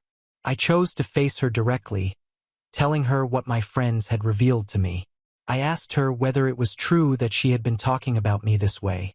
I wanted to hear her side of the story and understand why she felt compelled to share those details with others. To my surprise, Carla did not dispute any of it. She quietly revealed that she had communicated her sentiments with those people, explaining that she was dissatisfied and unsure about our relationship, so she vented her anger to others.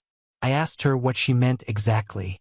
Carla began to open up about her therapy sessions, revealing how her therapist had helped her recognize what she lacked in her life. Enthusiastically, she informed me in an unnaturally detached tone that she now found me uninteresting and predictable, and that our marriage lacked passion. These words stung, especially since I had always imagined she was happy with the life we had created together. I reminded her of all the times she had expressed happiness, and how we had worked together to maintain our relationship balanced and fulfilling over the years. Instead of understanding where I was coming from, she accused me of stifling her by clinging to old memories and situations that she believed were obsolete.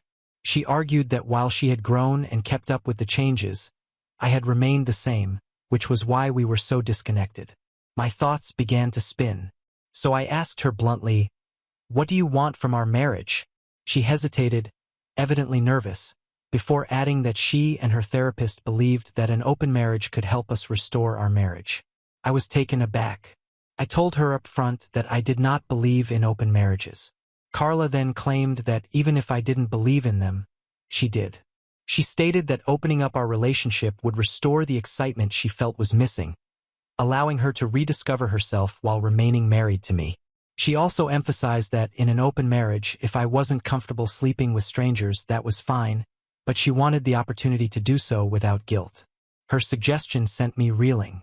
I could scarcely understand what she was saying. I never expected that our marriage would reach a stage where she would seek satisfaction elsewhere. How could meeting new people while still married improve our relationship? How could her therapist propose something like this?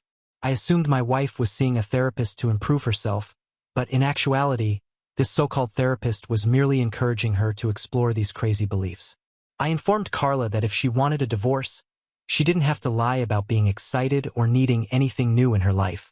I argued that if she was so dissatisfied with me, she should just be honest instead of making up excuses to justify an open marriage. I told her that it was better for us to part ways than to stay married while meeting up with strangers. This was not how I imagined a marriage to be, and I couldn't stand by it. But to my astonishment, Carla fought back, insisting she enjoyed being married to me. She highlighted how much she respected me as a dependable and trustworthy partner, and how I offered a stable basis that she valued. Yet, in the same breath, she said the spark between us had vanished. She insisted that we stay married and simply have fun with other people. She suggested that this new venture could help us and keep our marriage interesting. I informed my wife that I needed time to think about it because this was not a decision I could take lightly. But as I spent the following few days pondering on our relationship, I realized that an open marriage was not for me, and more crucially, neither was the person Carla had become.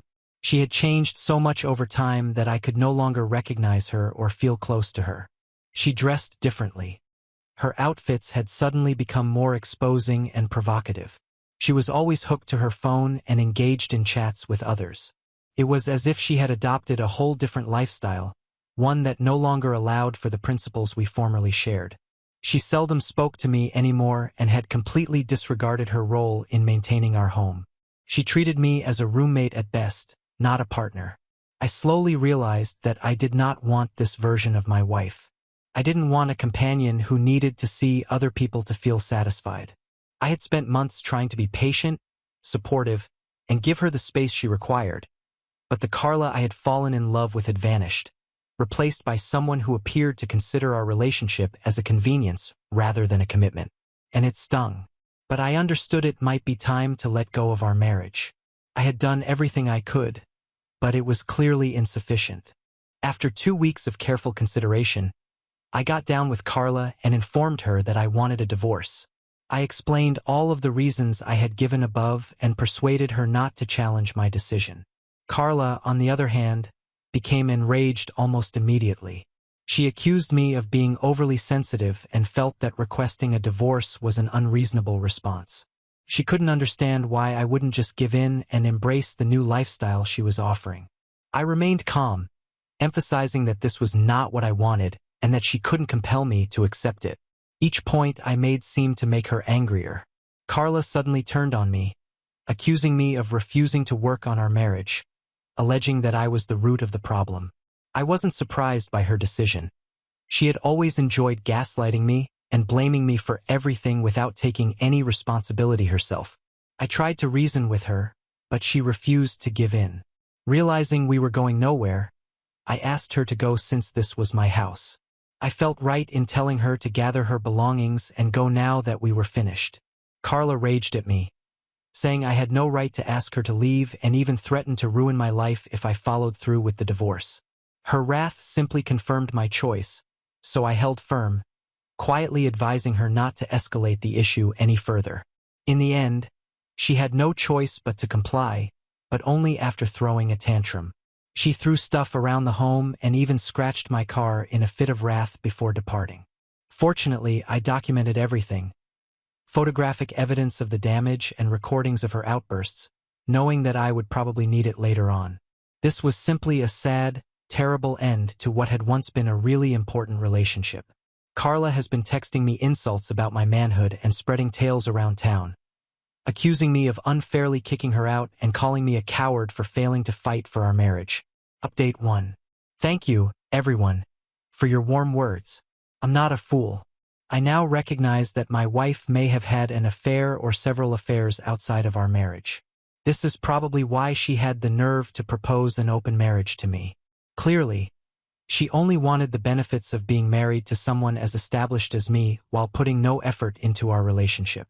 Why did this happen? I have no idea. Perhaps she never truly loved me, or she fell out of love over time. It doesn't really matter anymore. Carla continues to leave voicemails blaming me for everything. I'm tired of her continual allegations. Update 2. It has been 2 weeks since my last update. Carla had been wanting to meet for the past week, messaging and calling regularly, so I finally agreed to meet with her today. Part of me hoped she'd come around, that she'd be willing to discuss openly and even accept responsibility for everything that had happened between us. But as soon as we sat down, Carla went into a new story. She indicated that her therapist thought I was departing our marriage just because things had become difficult. According to this so-called therapist, I was the one who failed to fulfill my promise by refusing to adhere to Carla's requests. Then, as if that wasn't enough, Carla said she was willing to accept me back if I agreed to certain terms. I was taken aback. Take me back. To entertain myself, I inquired about her condition. Carla requested that I commit to an open marriage and allow her to leave her job so she could enjoy a stress-free life without having to worry about work. Hearing this made me laugh out loud. Initially, I assumed she was joking.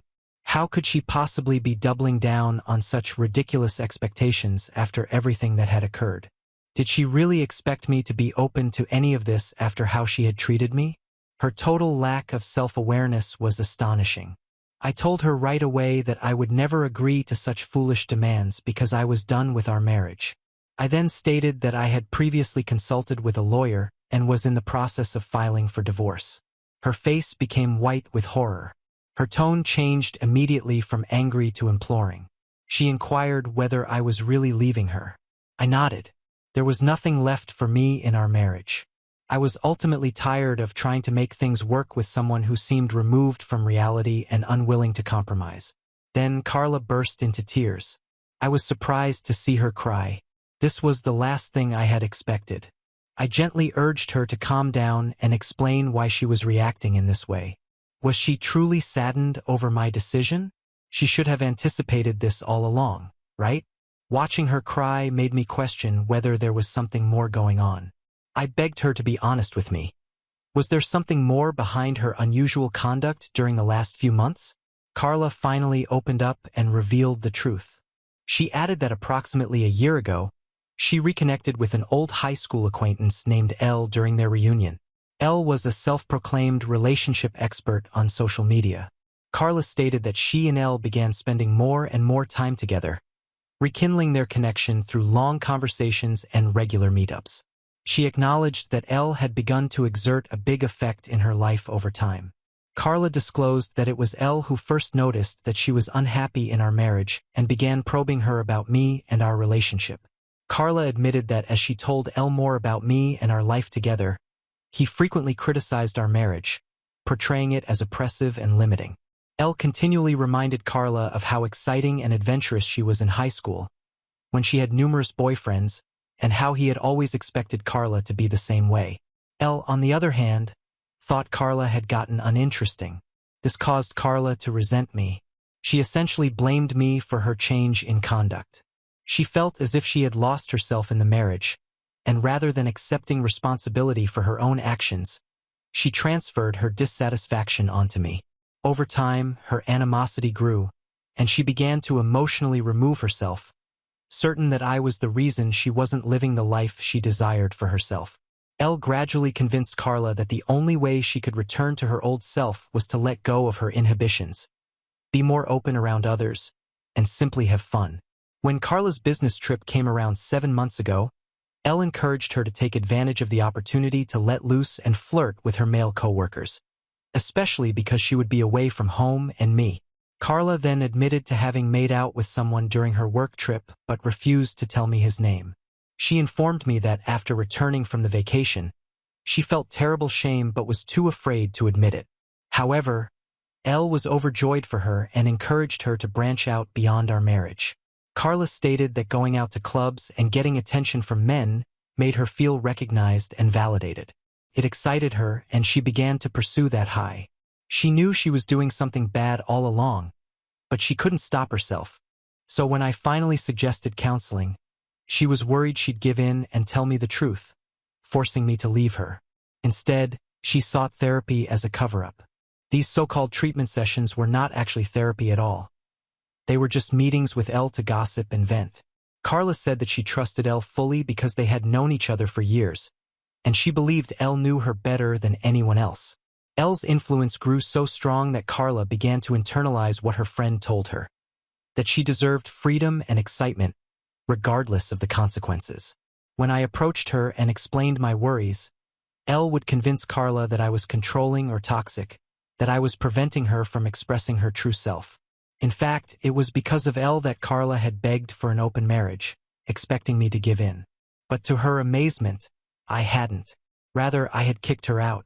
Inside, Carla informed me that she had wanted to tell me the truth after that, but Elle had persuaded her to keep control of the situation, to keep me on edge and force me to chase her. Instead, Elle had forcefully persuaded Carla not to apologize at this lunch, suggesting that she should demand what she wanted from me. However, Elle's advice backfired, and instead of breaking, I appeared more determined than ever to pursue a divorce. That's why Carla eventually revealed the truth. Carla urged me not to leave her. She admitted that she had most likely lost her mind temporarily, that Elle's influence had muddled her judgment. She said that because her buddy was a relationship expert, she believed his counsel. However, it was now evident that none of it had helped. It had just exacerbated the situation. Carla stated that now that she had finally come clean, she was ready to pursue legitimate therapy and, if I was willing, attend marriage counseling together. I could tell Carla was eager for one last shot to recreate what we had, promising to do everything it needed to make up. However, I was unwilling to give her another chance.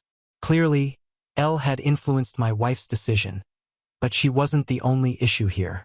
Carla had also been involved in all of this.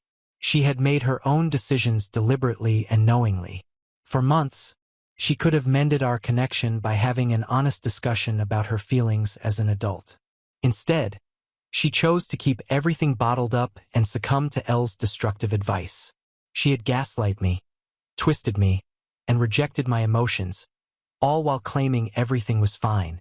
Also, she had cheated on me, and now, when it was too late, she had only spoken the truth out of desperation. Now on to the next story. Story 7. I babysat my brother on New Year's Eve, but he came home at 4 a.m., drunk and disrespected my time. Am I wrong for being angry? I am a childless woman of 25 years of age. For weeks, my friends and I had been anticipating a New Year's Eve celebration at a rooftop bar with delicious cuisine, live music, and a view of the fireworks. The tickets were previously paid for by me. My brother called 3 days before the new year. He needed a babysitter because he and his wife had been invited to a posh party. He asserted that they had exhausted all other options, including friends, neighbors, and babysitters. He guaranteed me they would return by 1 a.m. and promised to pay me twice. Unwilling to disappoint him, I reluctantly consented in the hopes of catching the last of my party. At 6 p.m. on New Year's Eve, I reached their home. My brother described the children's nighttime routine while they were still in their pajamas. I got the kids to bed around 8:30 p.m., and they departed at 7 p.m. I was thinking about how much fun my friends were having as I browsed through my phone at 10 p.m. while lounging on the couch. I told myself that I could join them in just a few hours. I texted my brother around midnight to see whether they were on the road. No answer. I was irritated by 12:30 and attempted to contact him and his wife, but both calls went straight to voicemail. I even tried calling the location but got no response. I was alarmed when I saw a picture of them looking fantastic at the party on social media. I became angry instead of worried. They were ignoring me, even though it was obvious they had their phones. I was angry at 2 a.m. I considered phoning their buddies but decided against it to avoid making a disturbance. I also left voicemails and texts. The kids slept peacefully, oblivious to my annoyance. When they finally arrived at 4 a.m., my brother was intoxicated, and his wife was not doing much better. I got up and went up to them without saying hello. What the devil? You promised to return at 1 o'clock. How many times have I phoned you? Do you know? My brother chuckled and said, Calm down. The new year is here. You didn't have anything significant anyhow. I was shocked by his contemptuous demeanor. Did their plans take precedence over mine? Did my time not count? I informed him that I was sick of being treated disrespectfully, and that if they were unable to honor my time or fulfill their commitments, I would no longer be able to watch the children. I was being dramatic, he replied, rolling his eyes. They only needed a night and couldn't find anyone, his wife muttered. The following morning, I received a text from my brother, warning me that I was being careless. He stated I should be more understanding and that they deserved to enjoy themselves. He even called me selfish, which was absurd, considering the circumstances. They misled me and act as though my time is useless in return for my numerous attempts to assist them. He is now upset with me since I told him I would no longer babysit. He says I'm overreacting and that I'm punishing him and his wife for a single error. But to me, this is a pattern of conduct, rather than just something that happens on New Year's Eve. The unwavering belief that I'll do anything to assist them and the total disregard for my personal boundaries. Because I adore my niece and nephew and don't want them to think I'm leaving them. I'm torn. However, I also believe that I must advocate for myself. When will I establish boundaries, if not now? Is it my fault that I've decided to stop babysitting? Update 1. I began to feel as though things were calming down a few weeks after the New Year's Eve disaster. To be honest, it felt like a weight had been taken off my shoulders when I committed to my choice to stop babysitting for my brother. Even though I adore my niece and nephew, I couldn't keep putting myself in situations where I was taken advantage of and treated disrespectfully. It was about respecting myself, setting limits, and appreciating my own time. My phone rang one evening. My brother was the one. I paused before answering, speculating about the topic of the call. He requested me to watch the kids after a clumsy beginning. He claimed that he and his spouse had no one else to turn to and were forced to work late. He expressed regret for the events of New Year's Eve, stating that they had learned their lesson and that it was an isolated incident. He underlined how much they trusted me with the kids and assured them it wouldn't happen again. He even said that I was the only one who could manage them. Despite my wanting to believe him, I was unable to do so. They had not only arrived home late on New Year's Eve, but they had also completely disregarded my sentiments, my plans, and my time. I informed him that I couldn't. I clarified that, particularly after being humiliated the last time, I wasn't prepared to be in that situation once again. He did not protest, which surprised me. He didn't exert pressure. He simply hung up. For a brief period, I felt relieved, since I had defended myself and believed that was the end of it. However, my phone rang once more later that evening. It was my mom this time. I realized right away that she wasn't phoning to catch up when she called from overseas, where she had been residing for a few months. She immediately jumped in and expressed her disappointment at my refusal to assist my brother. She made statements that really resonated with me, such as, "You know how hard it is for them to juggle work and kids. If I were there, I'd be happy to take the kids off their hands." She seemed to be attempting to guilt me into agreeing, and my feelings of conflict increased as she spoke on. On the one hand, I was aware that I had every right to refuse. I didn't have to intervene each time my brother and his spouse required assistance. On the other side, the idea that my niece and nephew were entangled in it was devastating. I eventually gave in to my mother's persistent demands, which included statements like, "It's just for one night and you're their family. You have to be there for them just for this one time." I promised her I would. With a tone of relief, almost triumph, she thanked me, and I hung up the phone with a mix of resignation and sadness. After work the following day, I arrived at my brother's place. My brother and his wife were on the verge of leaving, and the kids were already home, bouncing around the living room. They hurried out the door after saying only a brief "thank you," as if they were simply pleased that I had finally decided to help and didn't want to give me an opportunity to back out. I couldn't help but note how rushed they were. With the kids, I became accustomed to the evening routine: food, playtime, and bedtime. Everything seemed recognizable, almost reassuring in its consistency. As usual, the children were sweet and oblivious to the conflict between their parents and myself. I briefly questioned whether I had overreacted. Perhaps they truly had nowhere else to turn, and I was providing assistance during a time of true need. However, the resentment persisted throughout the night. I enjoyed spending time with the kids, but that wasn't the main focus. It was about how, after everything that had transpired, my brother and his wife had placed me in this predicament once more. I couldn't stop thinking about how my brother laughed when I told him how angry I was on New Year's Eve, and how he discounted my sentiments. This was not a single error. Rather, it was a pattern of total disregard for me as a human being with a life and obligations of my own. My brother texted me at around 9 p.m. to let me know they would be arriving home a little later than expected. I didn't respond. I remained silent. I simply hung up the phone and concentrated on getting the kids to sleep.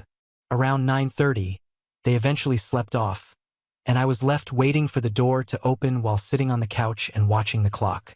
They arrived home at midnight, which is somewhat later than I had committed to, but not as late as New Year's Eve. My brother said another halting "thank you" as they walked in, and I walked out without a word. I didn't think I could talk at that point without it becoming a heated debate.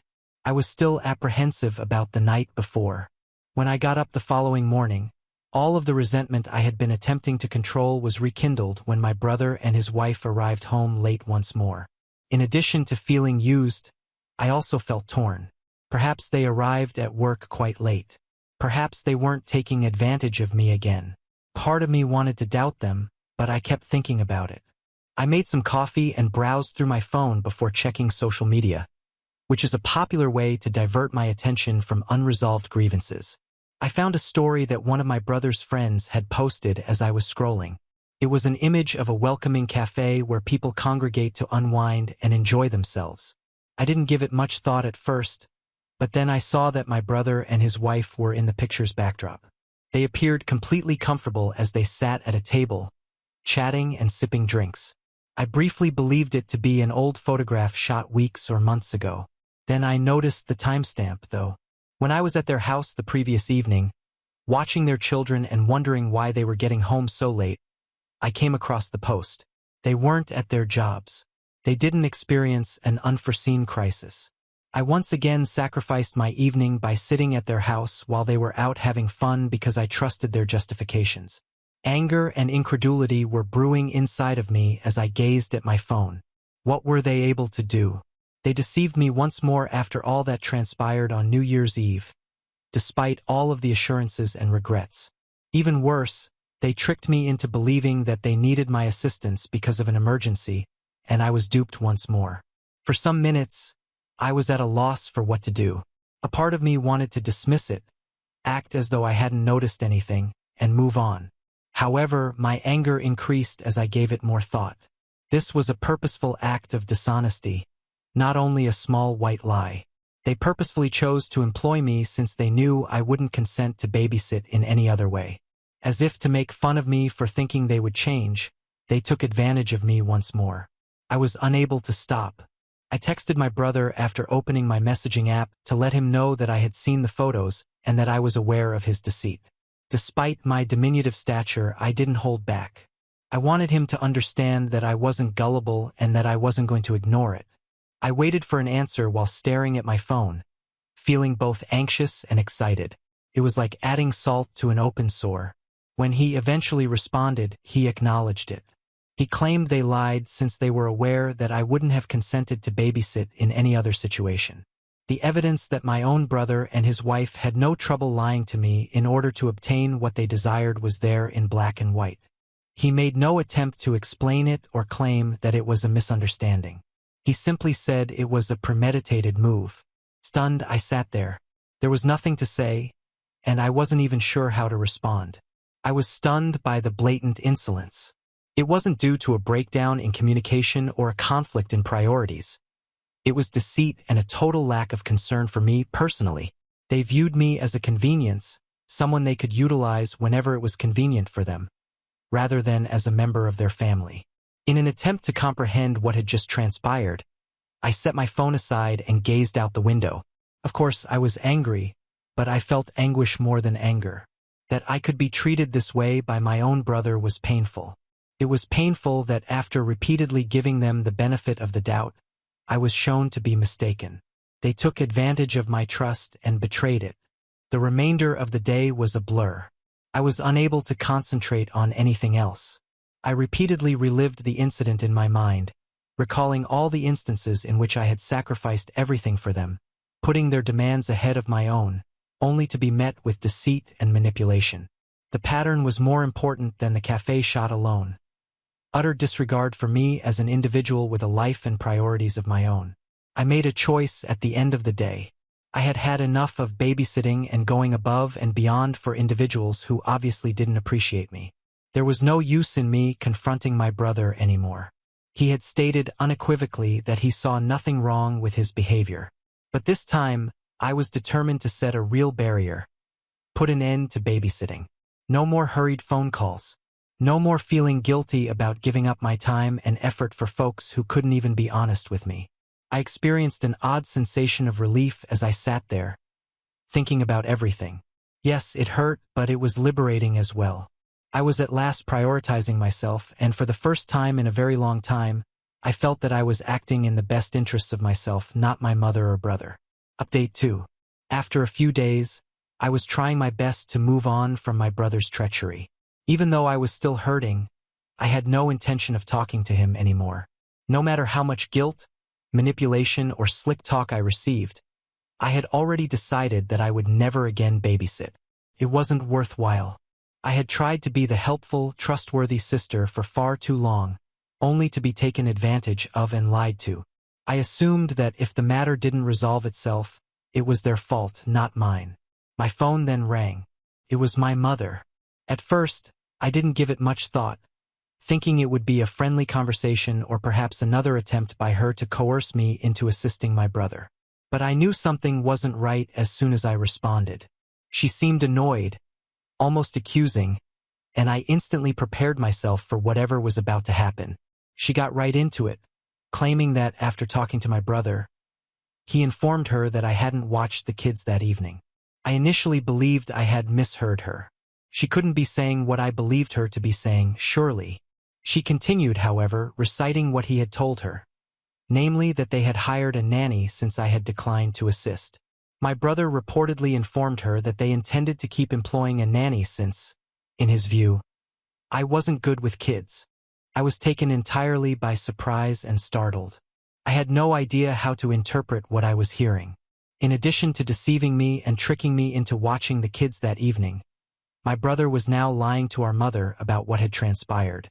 To make things worse, he was making fun of me by suggesting that I couldn't possibly take care of my niece and nephew.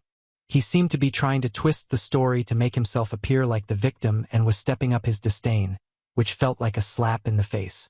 Naturally, my mother seemed to believe him. She began to ask, "Why didn't you just lend a hand?" She had obviously accepted his account of events without questioning anything, saying things like, "It's not that hard to watch kids for one evening." To be honest, that was nearly as painful as the falsehoods themselves. I had spent years demonstrating my dependability, my concern for my family, and my willingness to lend a hand whenever necessary. However, she was prepared to disregard all of it because my brother had made up a preposterous tale to hide his identity. I sat there trying to figure out why he would tell such a falsehood. Was it shame, guilt, or just another instance of his avoiding responsibility for his actions? Perhaps he didn't want to tell our mother that he and his spouse had lied to me about having to work late, or that they had gone out to a cafe while I was at home with the kids. Perhaps it was simpler for him to blame me, to make it appear that I was the one who had failed them, than to acknowledge that he had been dishonest. I couldn't believe he would go to such lengths, though. Whatever of his motivations, it was now more about the idea behind it than it was about myself. He was trying to harm my reputation in our family by lying to our mother. For what purpose? To keep one's face intact? To escape accountability for his deeds? I didn't see how he could defend it to himself, and it felt harsh and petty. I came to the conclusion that there was no use in attempting to tell my mother the truth. While she continued to speak, her decision was already made. He had likely been extremely convincing in his account of events, and I knew my brother. I didn't have the energy to dispute because it would just become a he said she said situation. In addition, I had the feeling that it wasn't worth anything at all. Perhaps it said more about my mother than it did about me if she was so willing to believe him without hearing my side of the story. I hardly responded, letting her speak. I hung up and sat there looking at my phone when the discussion finally finished. I was exhausted, dejected, and most of all, extremely wounded. It was more than simply the lies. It was about my own brother using me as a scapegoat to hide his inappropriate behavior, and my mother mindlessly supporting it. I repeatedly reenacted the scenario in my mind over the course of the following few days. I reflected on the numerous occasions I had gone above and beyond to support my brother, the sacrifices I had made for him and his family, and the apparent lack of appreciation on his part. I reflected on how my mother had assumed the worst about me without even attempting to get my side of the story, and how she had been so quick to support him. And the more I gave it more thought, the more I saw that this went beyond what had just transpired.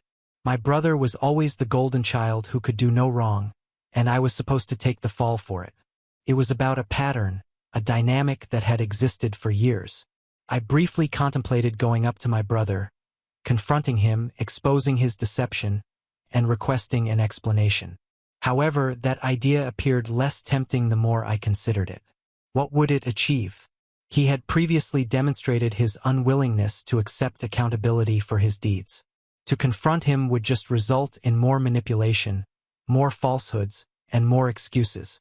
To be honest, I didn't require such negativity in my life. I made the decision to stand back instead. I began concentrating on myself, stopped talking to my mother about the problem, and stopped returning my brother's calls. It wasn't simple. A part of me was concerned about how my connection with my niece and nephew could be impacted by the friction in my family, which I detested. However, I also realized that I couldn't continue to put myself in precarious circumstances where I was treated disrespectfully and taken advantage of. Ultimately, I understood that establishing boundaries was about protecting myself, not about punishing others. It was about not allowing the behavior of others to determine my value as a person, and although it was painful to take a step back, it was also freeing to prioritize myself at last. Update 3. I avoided my mother and brother in the weeks and months that followed. Although it was a difficult choice, it was essential. I came to the realization that I needed time to recover and take care of myself after everything that had transpired. I made the decision to leave it all because the ongoing drama, deception, and disrespect had worn me down. Restoring my feeling of self-worth and establishing a life where I felt appreciated and respected were more important than merely establishing boundaries. I devoted all of my time to my career and interests throughout this period. I spent more time with friends who never made me feel like I was asking too much simply for being there and who always gave me unwavering support. In addition to trying new things I had been putting off for years, like joining a local book club and taking up yoga, I began to accept social invitations more frequently. I was able to find who I was outside of the family dynamics that had taken up so much of my energy, thanks to these seminars. I first met my boyfriend on one of these outings with pals.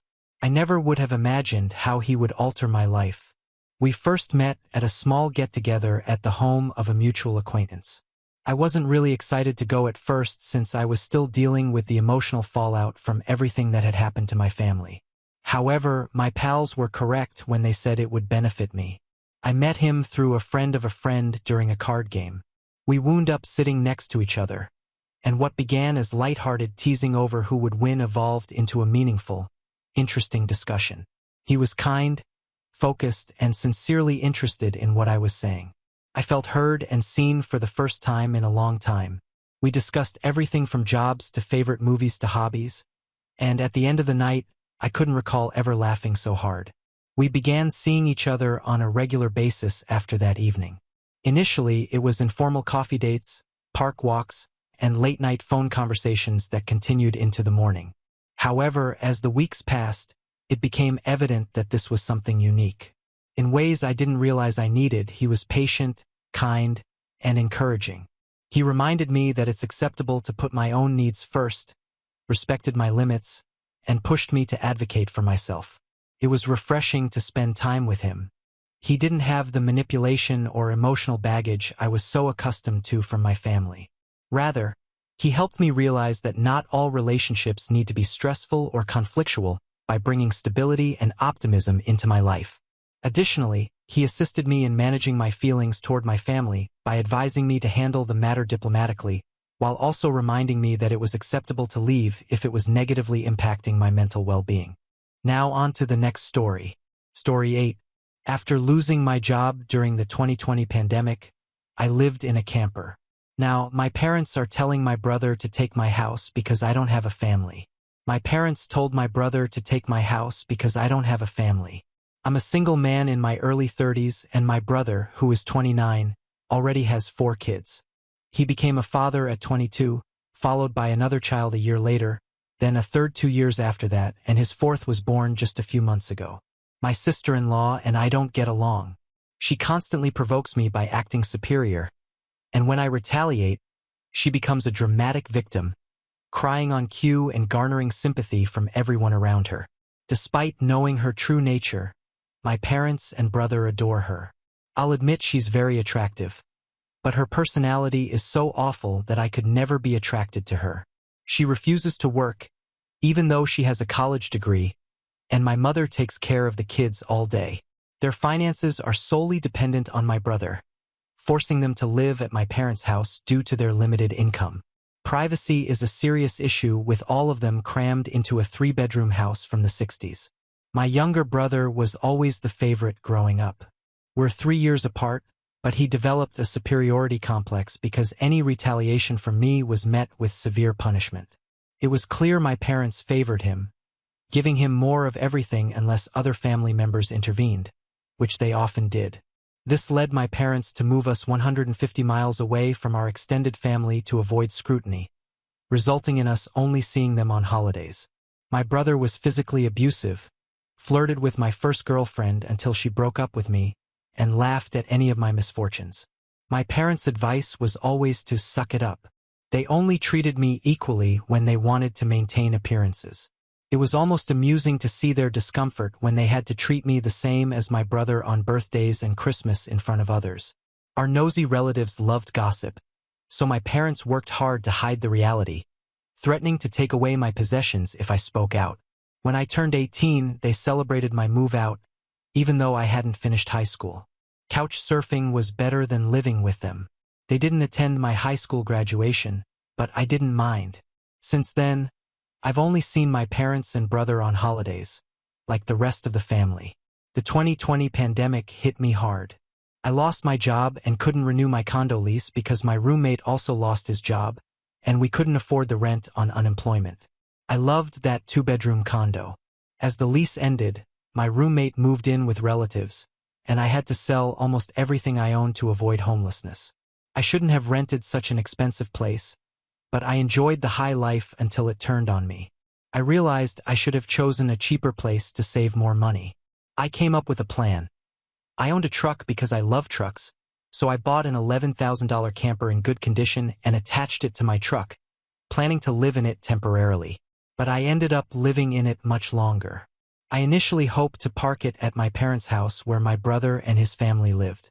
When I asked my parents, they said their house was full and we hadn't gotten along for the past decade. They would only let me park there if I paid rent equivalent to an apartment in my area, which was unaffordable for me as a jobless person trying to save my unemployment money. I might as well rent an apartment with that price. My parents called my camper an eyesore and told me to leave since we couldn't agree. My sister-in-law found it hilarious that I had to live in a camper, and my brother joined her in mocking me, calling me a homeless bum. I parked in a store parking lot that first night, scared out of my mind that someone might try to break in. I barely slept. I had nowhere else to go. Other relatives lived far away, and my friends lived in apartments.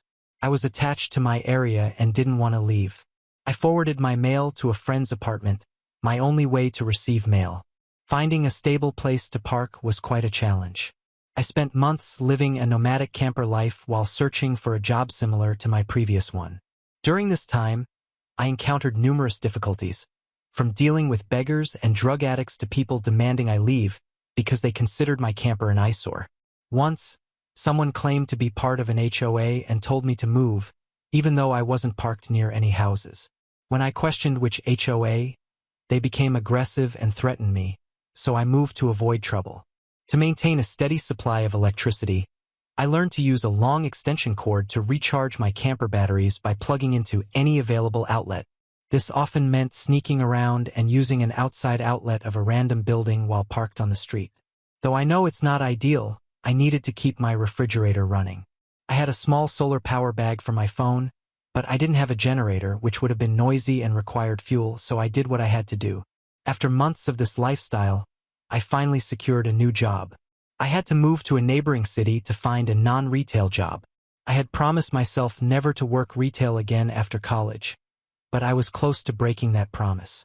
Although I was still receiving unemployment benefits, I had no stable place to live and didn't want to be jobless when the benefits ran out. Plus, I was incredibly bored with only reading, watching movies on a small portable DVD player, using my phone or laptop, and keeping track of where I could park and use public bathrooms. I envied the Japanese for their public bathhouses, which we could really use here. When I landed the job, I practically lived in the back lot of the building in old employee parking spaces by the warehouse that no one else used because they were so far back they were almost forgotten. My boss, the company owner, liked this arrangement because I was always available for any shift as long as I had enough sleep.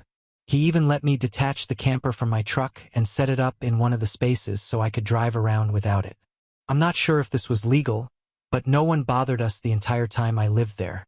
I had few issues with trespassers, the security guards handled them. I was essentially on call all the time and worked nearly every day. My boss allowed me to plug my camper into the building for power and water, and I paid a small rent by working for free on Sundays when the office was empty, except for the janitor and security guard. I showered at a friend's apartment or at my local gym since the camper had no shower and only a portable toilet. I avoided using it to keep from having to empty it, a nasty chore, so I used other bathrooms whenever possible. I had a key to the warehouse and could use the bathroom there at any time. I became close friends with the night security guard. Heating the camper in winter was easy with a small electric heater, but summers were tough without AC. I got a used portable air conditioner to make it bearable. I earned a lot of overtime and learned new skills from my coworkers. Eventually, midway through the year, I was promoted to supervisor and started earning a better salary. This made me realize I needed a stable, long-term living situation. I found a 3-bedroom manufactured home on a small property just 2 miles from work. I bought it for $10,000 less than the asking price, using nearly all my savings for a down payment and getting approved for a home loan.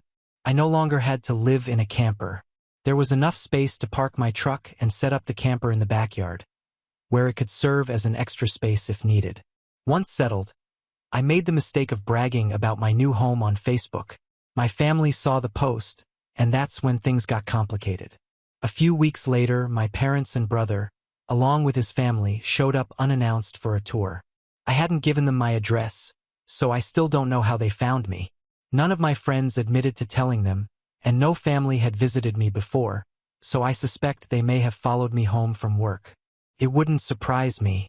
Once I opened the door, they practically barged in like a horde of overexcited tourists, immediately making themselves at home. They nosed around everywhere, and my sister-in-law kept flashing me this unsettling smirk. It wasn't until later that I figured out why, and it made me angrier than a bull on steroids stung by a hornet. My parents kept talking about how much extra space I had and how it was too much for someone like me who had no wife or kids. Sure, not now, but maybe someday. My brother kept pointing out that my house had more space than our parents and was closer to his job. Red flags all around, I know. Eventually, my brother, let's call him Dan for simplicity, asked to speak privately. Everyone else suddenly left the room and gathered on the front porch, making me realize they had planned something. Dan said the house was too much for me alone and suggested that he and his family move in because his wife was pregnant with their 4th child, and my house was much closer to his job. He pointed out that I already had the camper, so I could just live in that while they took the main house. Not once did Dan mention offering rent, even though he had a good job. He also talked about making changes and setting curfews, saying I couldn't just walk in any time without notice. If it weren't my brother, I would have thought he had lost his mind. But Dan had long since gone off the deep end, thanks to our parents treating him like the center of the universe. I tried to speak, but he kept talking over me as if I had no say in the matter. There was no way in hell I'd rent my house to him or his insufferable wife. I might consider renting to others to help pay off the mortgage, but not to them. I had seen stories like this online, but never thought it would happen to me. Yet, my parents, brother, and sister-in-law were a perfect fit for the roles of entitled narcissists. So I picked up my phone, set it to record, and held on to it. Dan didn't notice or care. He kept waving his arms and listing all the reasons why he needed my house. He acted like it was a done deal and even tried to shake my hand. That's when I finally stood my ground and said, "Hell no!" loud enough that Dan stumbled backward. I rarely raised my voice to him like that, as I was usually punished for it by our parents, but this was my house, not theirs. My resolve was unyielding. I stood up and told him that my house was not up for grabs, and acting like he could move in just because they wanted it wouldn't change that. I bought my house for myself, and it wasn't my fault he kept having more kids and had to live with our parents because he couldn't afford to move out. Dan got as close to me as he could without touching me and said I didn't deserve the house and that he needed a better place for his family. I laughed in his face, saying that was total bull because I worked hard to buy my house. Of course I deserved it. Dan started yelling that I had no wife or kids and didn't need all the space, so I might as well give it to him.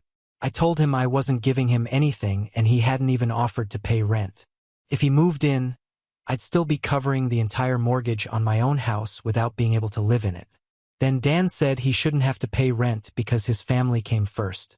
After I kicked my parents, brother, and sister-in-law out for trying to force me to hand over my new house, I immediately went on social media and told the whole story to the family. It spread quickly, but you won't find it now because it has since been deleted, and my profile is private. I posted about it because I knew my family would twist the event to make me the villain, and I was right.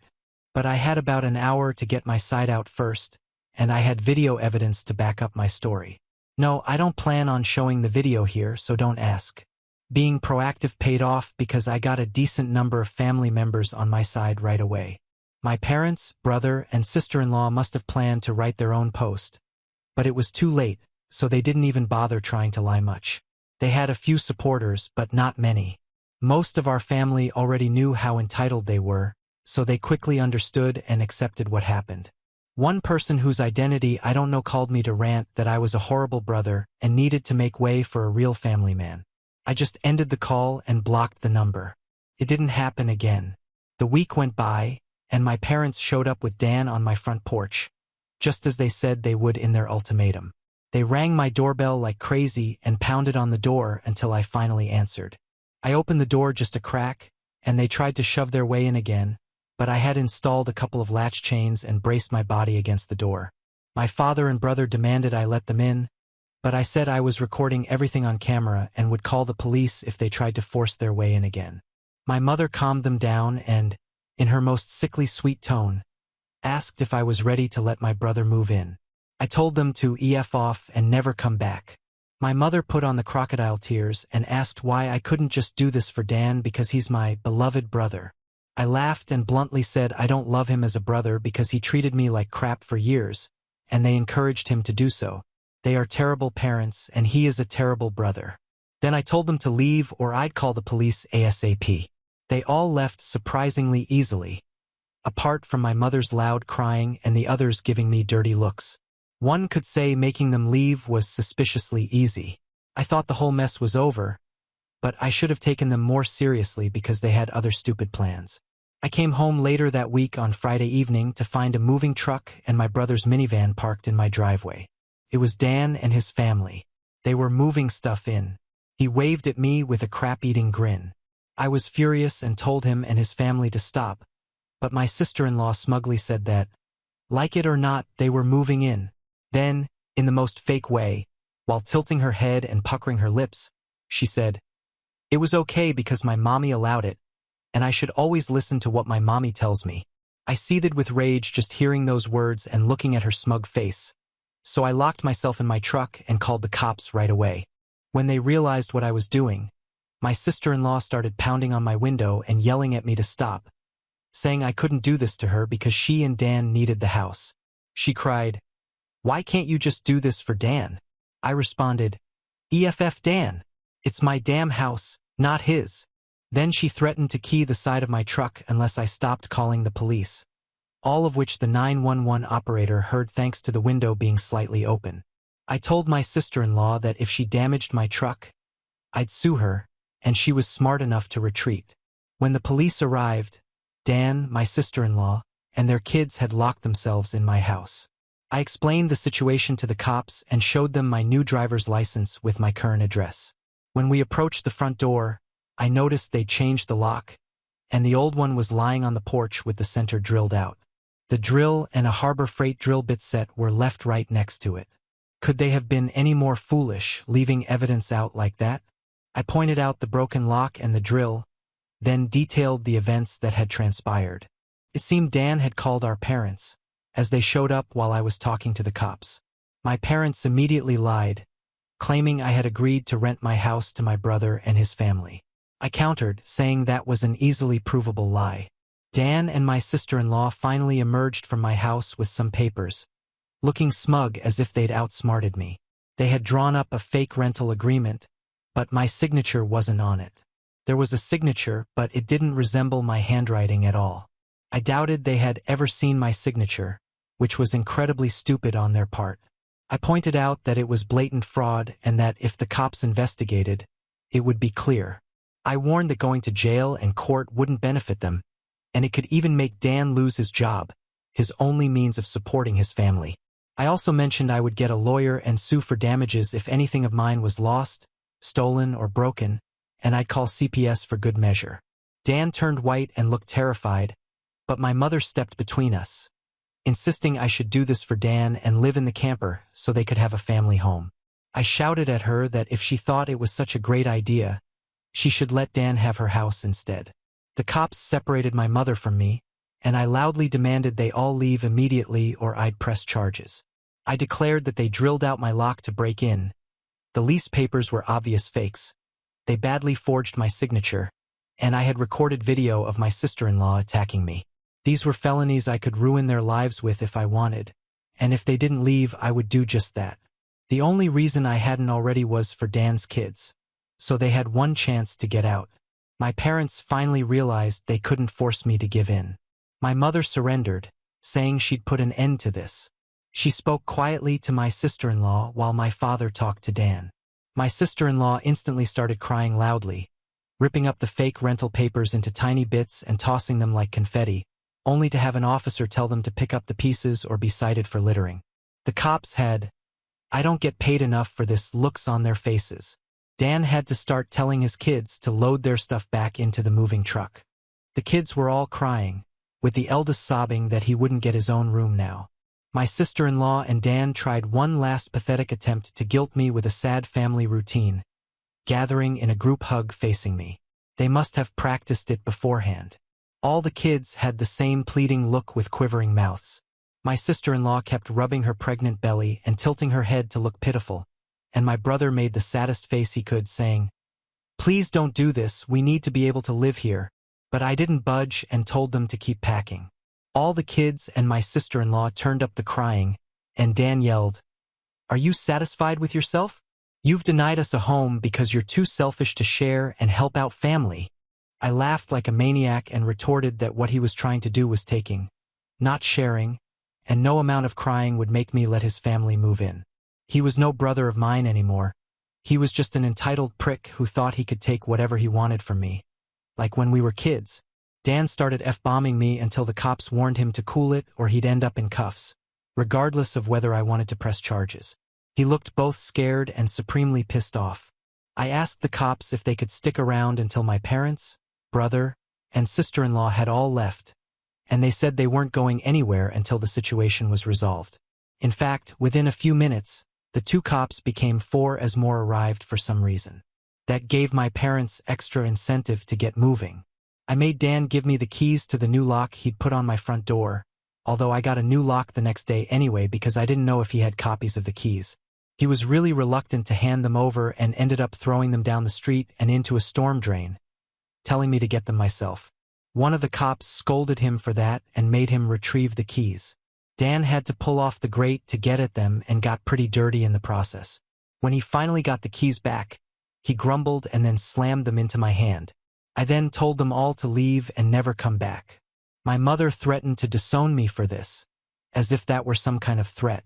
I voiced that to them and, in an overly sarcastic tone, said something like, "Oh no, that means I won't get to come to any holidays with you guys where I always get treated like crap because Dan has always been your favorite. You treated me so badly growing up that if Dan ever needs an organ donor, I wouldn't give him anything. So do like you always told me when I was mistreated and suck it up." Update. My parents told my brother to take my house because I don't have a family. I waited until after the new year to make an account and post, just in case more stuff happened, and it did. As previous readers know, my sister-in-law was making passive-aggressive posts on social media, clearly directed at me, especially after she had her 4th baby in November. She kept posting the same repetitive nonsense, finding semi-clever ways to reword it, but essentially complaining about living with my parents, the lack of space, and needing her own house. I know I sound dismissive, but after what I've been through with these people, you'd be ready to sarcastically play tiny violins in front of them too. They're just that bad. Since I waited until January to post, more happened just as I thought.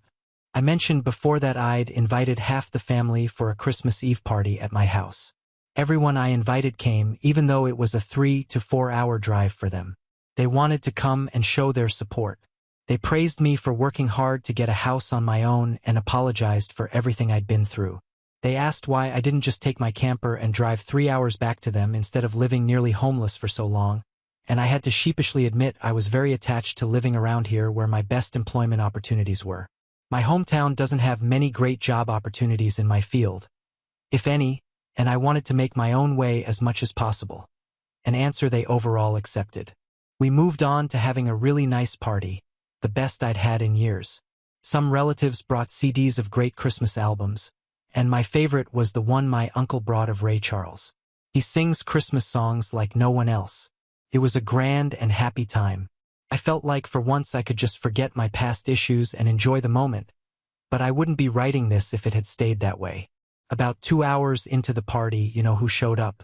My parents, brother, and sister-in-law walked in, trying to look all smiles. They didn't even knock, just walked right in like they belonged there. I shut off the music and told them to leave immediately. They begged to stay and said they brought gifts. One of my uncles stood up and yelled at them before I had a chance to speak. He said they didn't deserve to be in my home or my life after the crap they pulled months earlier, and several other relatives backed him up. This uncle, my mother's brother, used to adore her until he found out about the stuff that went on between me and my parents. My grandparents, my mother's parents, as old as they are, hurriedly stepped in and told my parents that if they wanted to make amends with me, it was far too soon. They expressed their immense disappointment in them for the past year. They'd hidden their favoritism for my brother from prying eyes for a long time, but no one was fooled anymore. They needed to make a serious effort to treat me like a son if they ever wanted to be in my life again.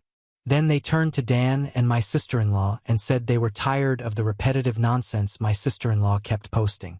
They told her to let it go already because my house would not become their new home. My sister-in-law reverted to her usual crying routine, throwing a tantrum about how she should be the one living here and not me. She sat down and complained that it wasn't fair I had this house to myself when I had no family while she had 4 kids that needed more space. She just wanted a better place to live and feel like a real mom. It was petty of me, but I loudly pointed out that she sucked as a mother because she let my mom do most of the parenting while she sat on her butt all day playing on her phone or spending all of Dan's money. She had the nerve to complain about it. I even joked that I was surprised her baby didn't get drunk from her breast milk since she drank so much booze. That comment got me some stares. My sister-in-law demanded to know if I was calling her a bad mom. I said the evidence speaks for itself. If she wanted to afford to move out of my parents' house someday, she needed to use her college degree, get a job, and save money. My mom already did most of the childcare for my brother's kids, so she'd have plenty of time after her baby got a little older. My brother's eldest, a 7-year-old, ran up and started kicking and screaming at me for yelling at his mom. He kept at me about how his mom said I was the bad guy who made her cry and didn't let them live here. My brother pulled his son away, but the other relatives jumped back in, and it turned into a family intervention against my sister-in-law and brother. She was crying, her new baby was crying, her kids were crying. Hell, even Dan was nearly in tears from the verbal lashing he was getting. He ended up just sitting on the ottoman by the front door, looking like a complete wreck. He couldn't look anyone in the eye. He couldn't even say 2 words to me, not with a house full of angry people ready to judge him if he tried to act like the golden child again. If they weren't there to hold him back, I bet this would have ended up like when he tried to take my house months earlier. By this point, though, he'd been so thoroughly humiliated that his and my parents' reputation in the family was completely destroyed because the masks were off. Soon after, my parents, brother, and sister-in-law all left in defeat. The party resumed, and we all avoided speaking of what had just happened for the rest of the evening. Since most of the adults had been drinking, everyone stayed the night at my house. I even let some of them sleep in the camper to ensure there was enough space. It makes a good guest house. My relatives had wanted a tour of it earlier and couldn't believe I'd been living in it for around 2 years. They asked a lot of questions about what summer and winter were like and so on. I was up earlier than everyone else on Christmas morning and had a fresh pot of coffee and some ibuprofen ready for those suffering from spiked eggnog hangovers. They complimented me on being a way nicer host than my parents ever were, and we all agreed to do this again next Christmas. After Christmas, my sister-in-law finally stopped making posts that were obvious digs at me and even deleted the old ones. But shortly after the new year, she posted again complaining about how she tried to convince my parents to get a camper like mine so it could be set up in the backyard. That way, Dan and his family could use the whole house as their family home. My parents vehemently turned down that idea. They were not going to be pushed out of their own home, let alone their master bedroom. The post was only up for a couple of days before my sister-in-law removed it, and she has hardly posted anything since. She loves to complain, but if a tree falls and no one is around to hear it, can it still complain? My sister-in-law seems to have realized there's no point in doing it when no one is listening, and Dan can't afford to move his family out on his salary alone anytime soon. If they end up expecting another child in the next few years, I won't be surprised. Things have mellowed down for me since then, and I've even invited friends over for a poker night. I suck at poker because I can never remember the rules, but so what? We get to drink beer and eat junk food while being merry idiots. We loaded up on Whoppers from Burger King and just had a great time enjoying the evening and getting pleasantly drunk. I think maybe around summer I'll look into possibly dating someone. I'm not exactly getting younger, so fingers crossed that goes well. My camper just sits idle in my yard now, and I admit there are days I go out there just to spend time in it. After living in it for 2 years, it feels like my second home. Maybe one day I'll actually use it for camping as intended. I've never been camping. My parents considered it a waste of time, so it would be a completely new experience for me. This pretty much marks the end of what happened. My parents, brother, and sister-in-law have been staying clear of me. In fact, they've gone back to acting like I don't exist just like before I bought a house. Not that it bothers me at all. It's better this way. But they'll inevitably come back in some way. I know they will. I just wonder what kind of stupid thing they'll do next. If anything notable like this happens again, I'll make another post if this account is still active. Now on to the next story. Story 9. Son bullied a girl with cancer. I am 38, and I have a 15-year-old son who is going to be a sophomore after the school year is over. I gave birth to my son when I was 23 years of age. Unfortunately, my son's dad left when he was 5 and never came back. I have not heard from his dad in years. Recently, my son has been getting in trouble. Quite frankly, I am at my wit's end. I'm at a loss. My son made new friends that have been nothing but trouble. My son and his friends have shoplifted from stores, skipped school, and has been a smartass. May 9th. My son bullied a girl who lost her hair. She is going through chemo. The girl was sitting in her seat, and my son decided to rip her scarf off. Him and his friends said very mean things to her. The poor girl was already getting bullied, and my son exacerbated it. She was humiliated. I was called to the school. They brought my son and the girl to the office. I arrived there shortly after they called me. The teacher and principal explained the situation. The mother of the girl he bullied was at the school as well. I asked the mother for her number. I gave her my number. I told her that if she needed anything to not hesitate to ask. My son was given 2 days of islands for bullying. My son and I got home, and I was furious. I lost my mind. I went into his room and took every electronic. I took his PS5, his MacBook, his iPhone 13. I took his name-brand shoes, his name-brand jackets, his Hollister jeans, and his Nike shirts. I grounded him indefinitely. 3 days later, I sold his electronics at a very marked-down price. I bought my son Walmart clothes and Goodwill shoes. He will not bully someone and get away with it. I gave the money to the mother so she could buy her daughter a wig.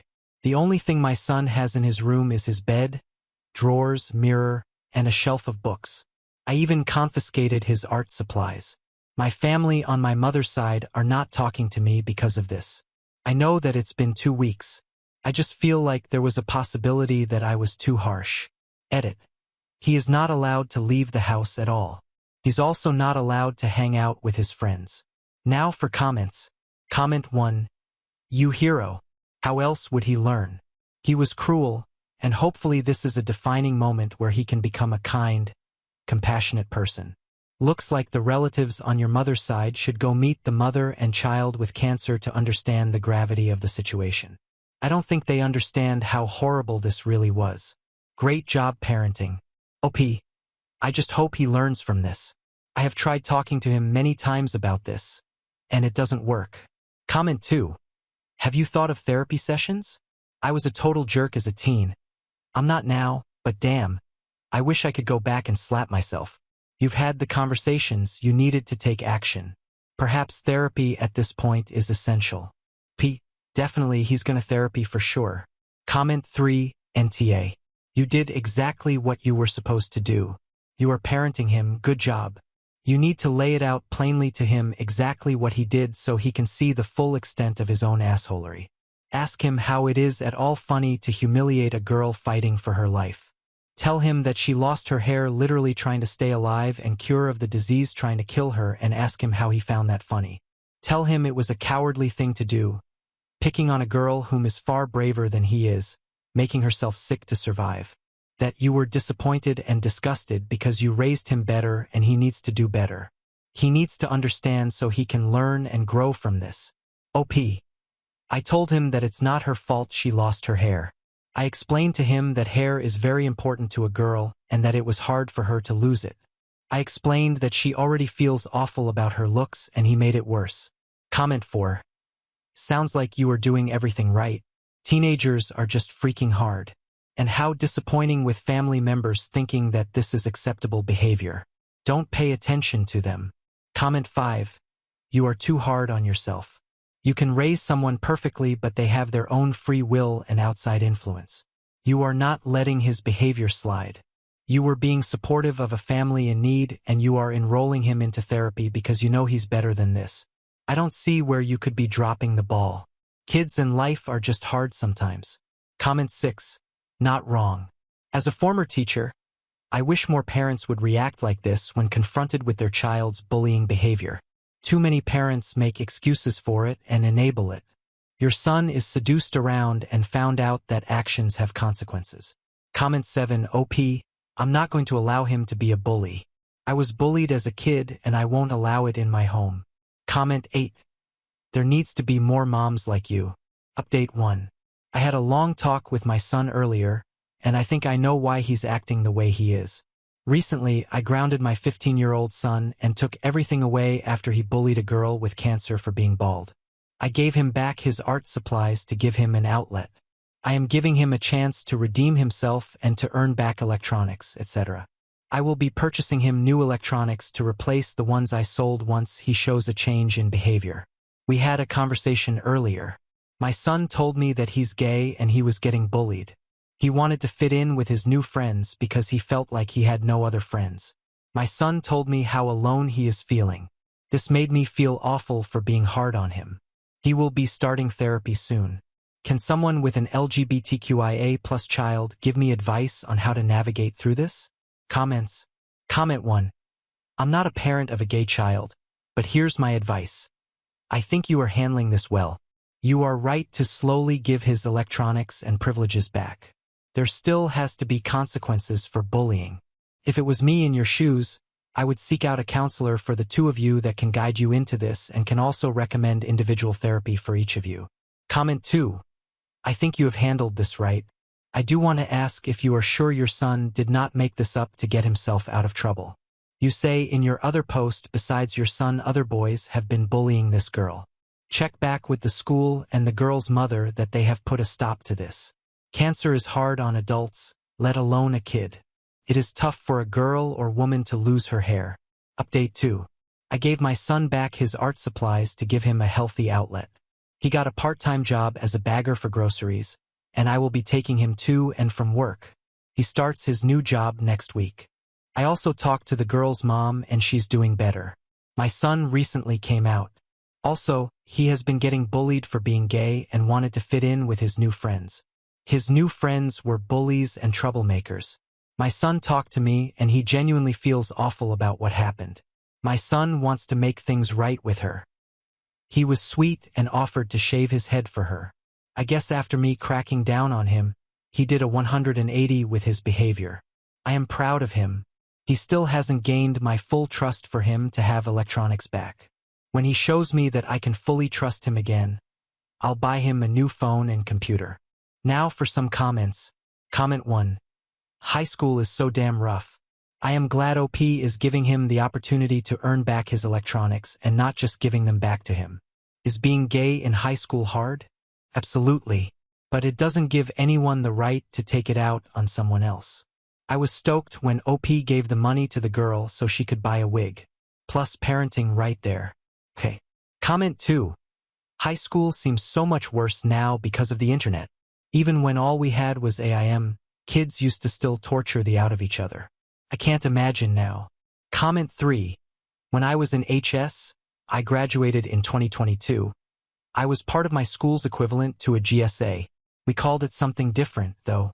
At one point, it was discovered that someone had created an Instagram account called F-Slur of my high school that featured pictures of students, some of whom were members of our GSA that weren't out to their families for a myriad of reasons, posted without their consent. School administration got the account shut down somehow, but we never found out who was behind it. There were other similar accounts too, which I only found out after the fact. Marginalized students at my HS were lucky that our admin actually gave a shit because many school admins don't. The internet has made it easier than ever to bully people without attaching your name or face to it. It's honestly scary when you don't know who's behind it. There's not nearly as much that you can do. Comment 4. I teach HS and taught middle school. When a kid hits middle school, parents lose a lot of control and kids start getting more influenced by their friends. But unfortunately, sometimes the friends aren't the best, and hive mind dumbass boys' behavior can fester in a certain dynamic.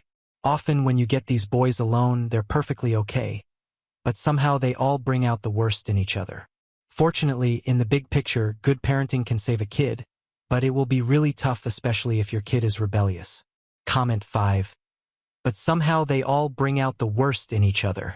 My friend noticed this with her kid. The more boys you added to the group, the lower the collective IQ got. It quickly went from respectable kids to, on Johnny Knoxville's voice, welcome to Jackass. Now on to the next story. Story 10. BF wanted to name our future son after his family's weird tradition, and I'd have to take his last name too. After a long talk, we found a sweet solution that made us both happy. Hello everyone. Me, 21F, and my boyfriend, let's call him Alex, 23M, have been dating for about 3 years now. We've recently began talking about marriage and kids, something we both eventually want to have. The other day, a reel popped up on my FYP of cute boy names, and I saw the name Everett. I thought it was adorable and jokingly told him how it has to be our firstborn's name. He laughed and said he liked it, but it'll have to wait for the second kid. I was confused and asked him why. He told me that his family has a tradition that every firstborn boy in the family has the same name. His oldest brother has it, his uncle has it, his grandfather has it, and so on. For the sake of privacy and how oddly unique the name is, I'm not going to say it. I'm not judging in the slightest, but this is a weird name, and it's honestly not my favorite. I would never say that to any of his family members, but I did tell Alex I'm not a huge fan of it. I told him I don't really want to follow those footsteps, and he got upset and told me he can't be the one to break the tradition. He told me I was being an a-hole for suggesting anything else. I told him I won't change my mind, and we should make it a middle name or find another compromise. Alex has 5 siblings. The tradition will continue if he doesn't do it, and frankly, I think I should get a say in what I name my kid. I told him since I'm the one carrying the hypothetical child for 9 months and it would already be getting Alex's last name, I should have some say in the first name. For context, I have 2 siblings, both girls. I'm the youngest, and my eldest sisters are both married and took their husbands' last names. It makes me a little sad that when I marry Alex, my last name will go out of existence. I've talked to him about hyphenating ours, something he doesn't want to do, but anyways, I really don't want to name our firstborn son, if we ever even have a boy, that name.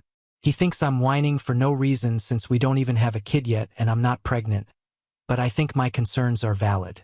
I've told some friends about it, and most of them think I'm overreacting over something that doesn't even exist yet.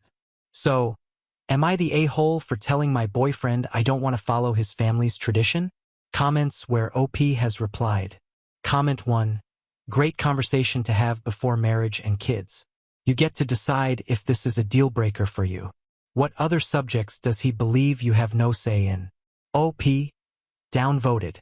The thing is, we get along great. We've had minor disagreements but never argued over anything this big until now. For all the people saying break up, he's really a great guy. He thinks my last name is weird, which to be quite honest, it is, lol. It doesn't make me any less sad about eventually losing it. This is our first big argument, and I think it's why I'm at such a loss. Comment 2. And not even his own name? His big brother's name is Everett. Is every kid meant to name their first son that name? All the cousins are Gustavo or whatever. OP, all oldest sons are supposed to have it. His dad wasn't the oldest son, so yes, a bunch of his nephews will all hold the same name at some point. Commenter in reply to previous commenter listed above. That's what I wondered too. I feel like he doesn't even understand his own tradition. I think it's just one per generation, not every firstborn to every sibling. OP. That's what I thought too until I met him. It's not a culture thing. I've politely asked if it was. I'd be a lot more understanding. It's just an odd tradition. Update 1. I have no idea how to make an update, but I feel like I owe it to you all to make one when the time comes. So please let me know how. As of right now, I just texted him and told him that when he gets home from work, we need to have a serious conversation and I have some important things to tell him. Not totally sure what those are yet, but I'm gonna find a way to start the convo. Update 2. So we talked. I pulled him aside after he finished work, and we sat down and had a long conversation. I told him that I felt hurt that he doesn't seem to be caring about my feelings, and I never intended for a joke about TikTok names to turn into all of this. I took your guys' advice and was really honest with telling him how I was really sad by the fact that I would lose my last name when we did eventually get married. At first, he seemed confused and said if it really mattered that much to me, I could just keep my last name and our kids could have his.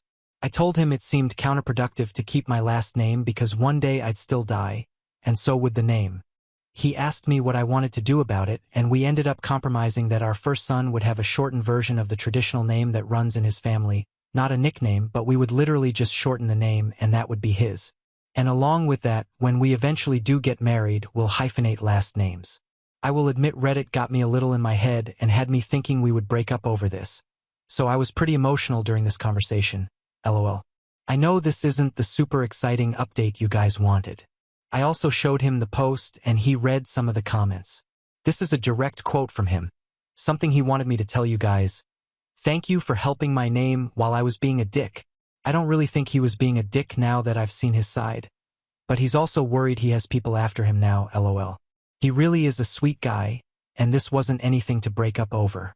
When we talked, he expressed that he was hurt because as much as the tradition seemed silly, it was something he had always been looking forward to eventually doing. We're not engaged yet, but I have a feeling something might happen this Christmas. We'll see. But yeah, I cannot believe how much the post blew up, and you guys really helped me and Alex out. Thank you all for the support. We have reached the end. If you enjoyed this video, please be sure to like and subscribe to the channel for more videos like this, and give us your thoughts about the stories in the comments section. Thank you and see you in the next video.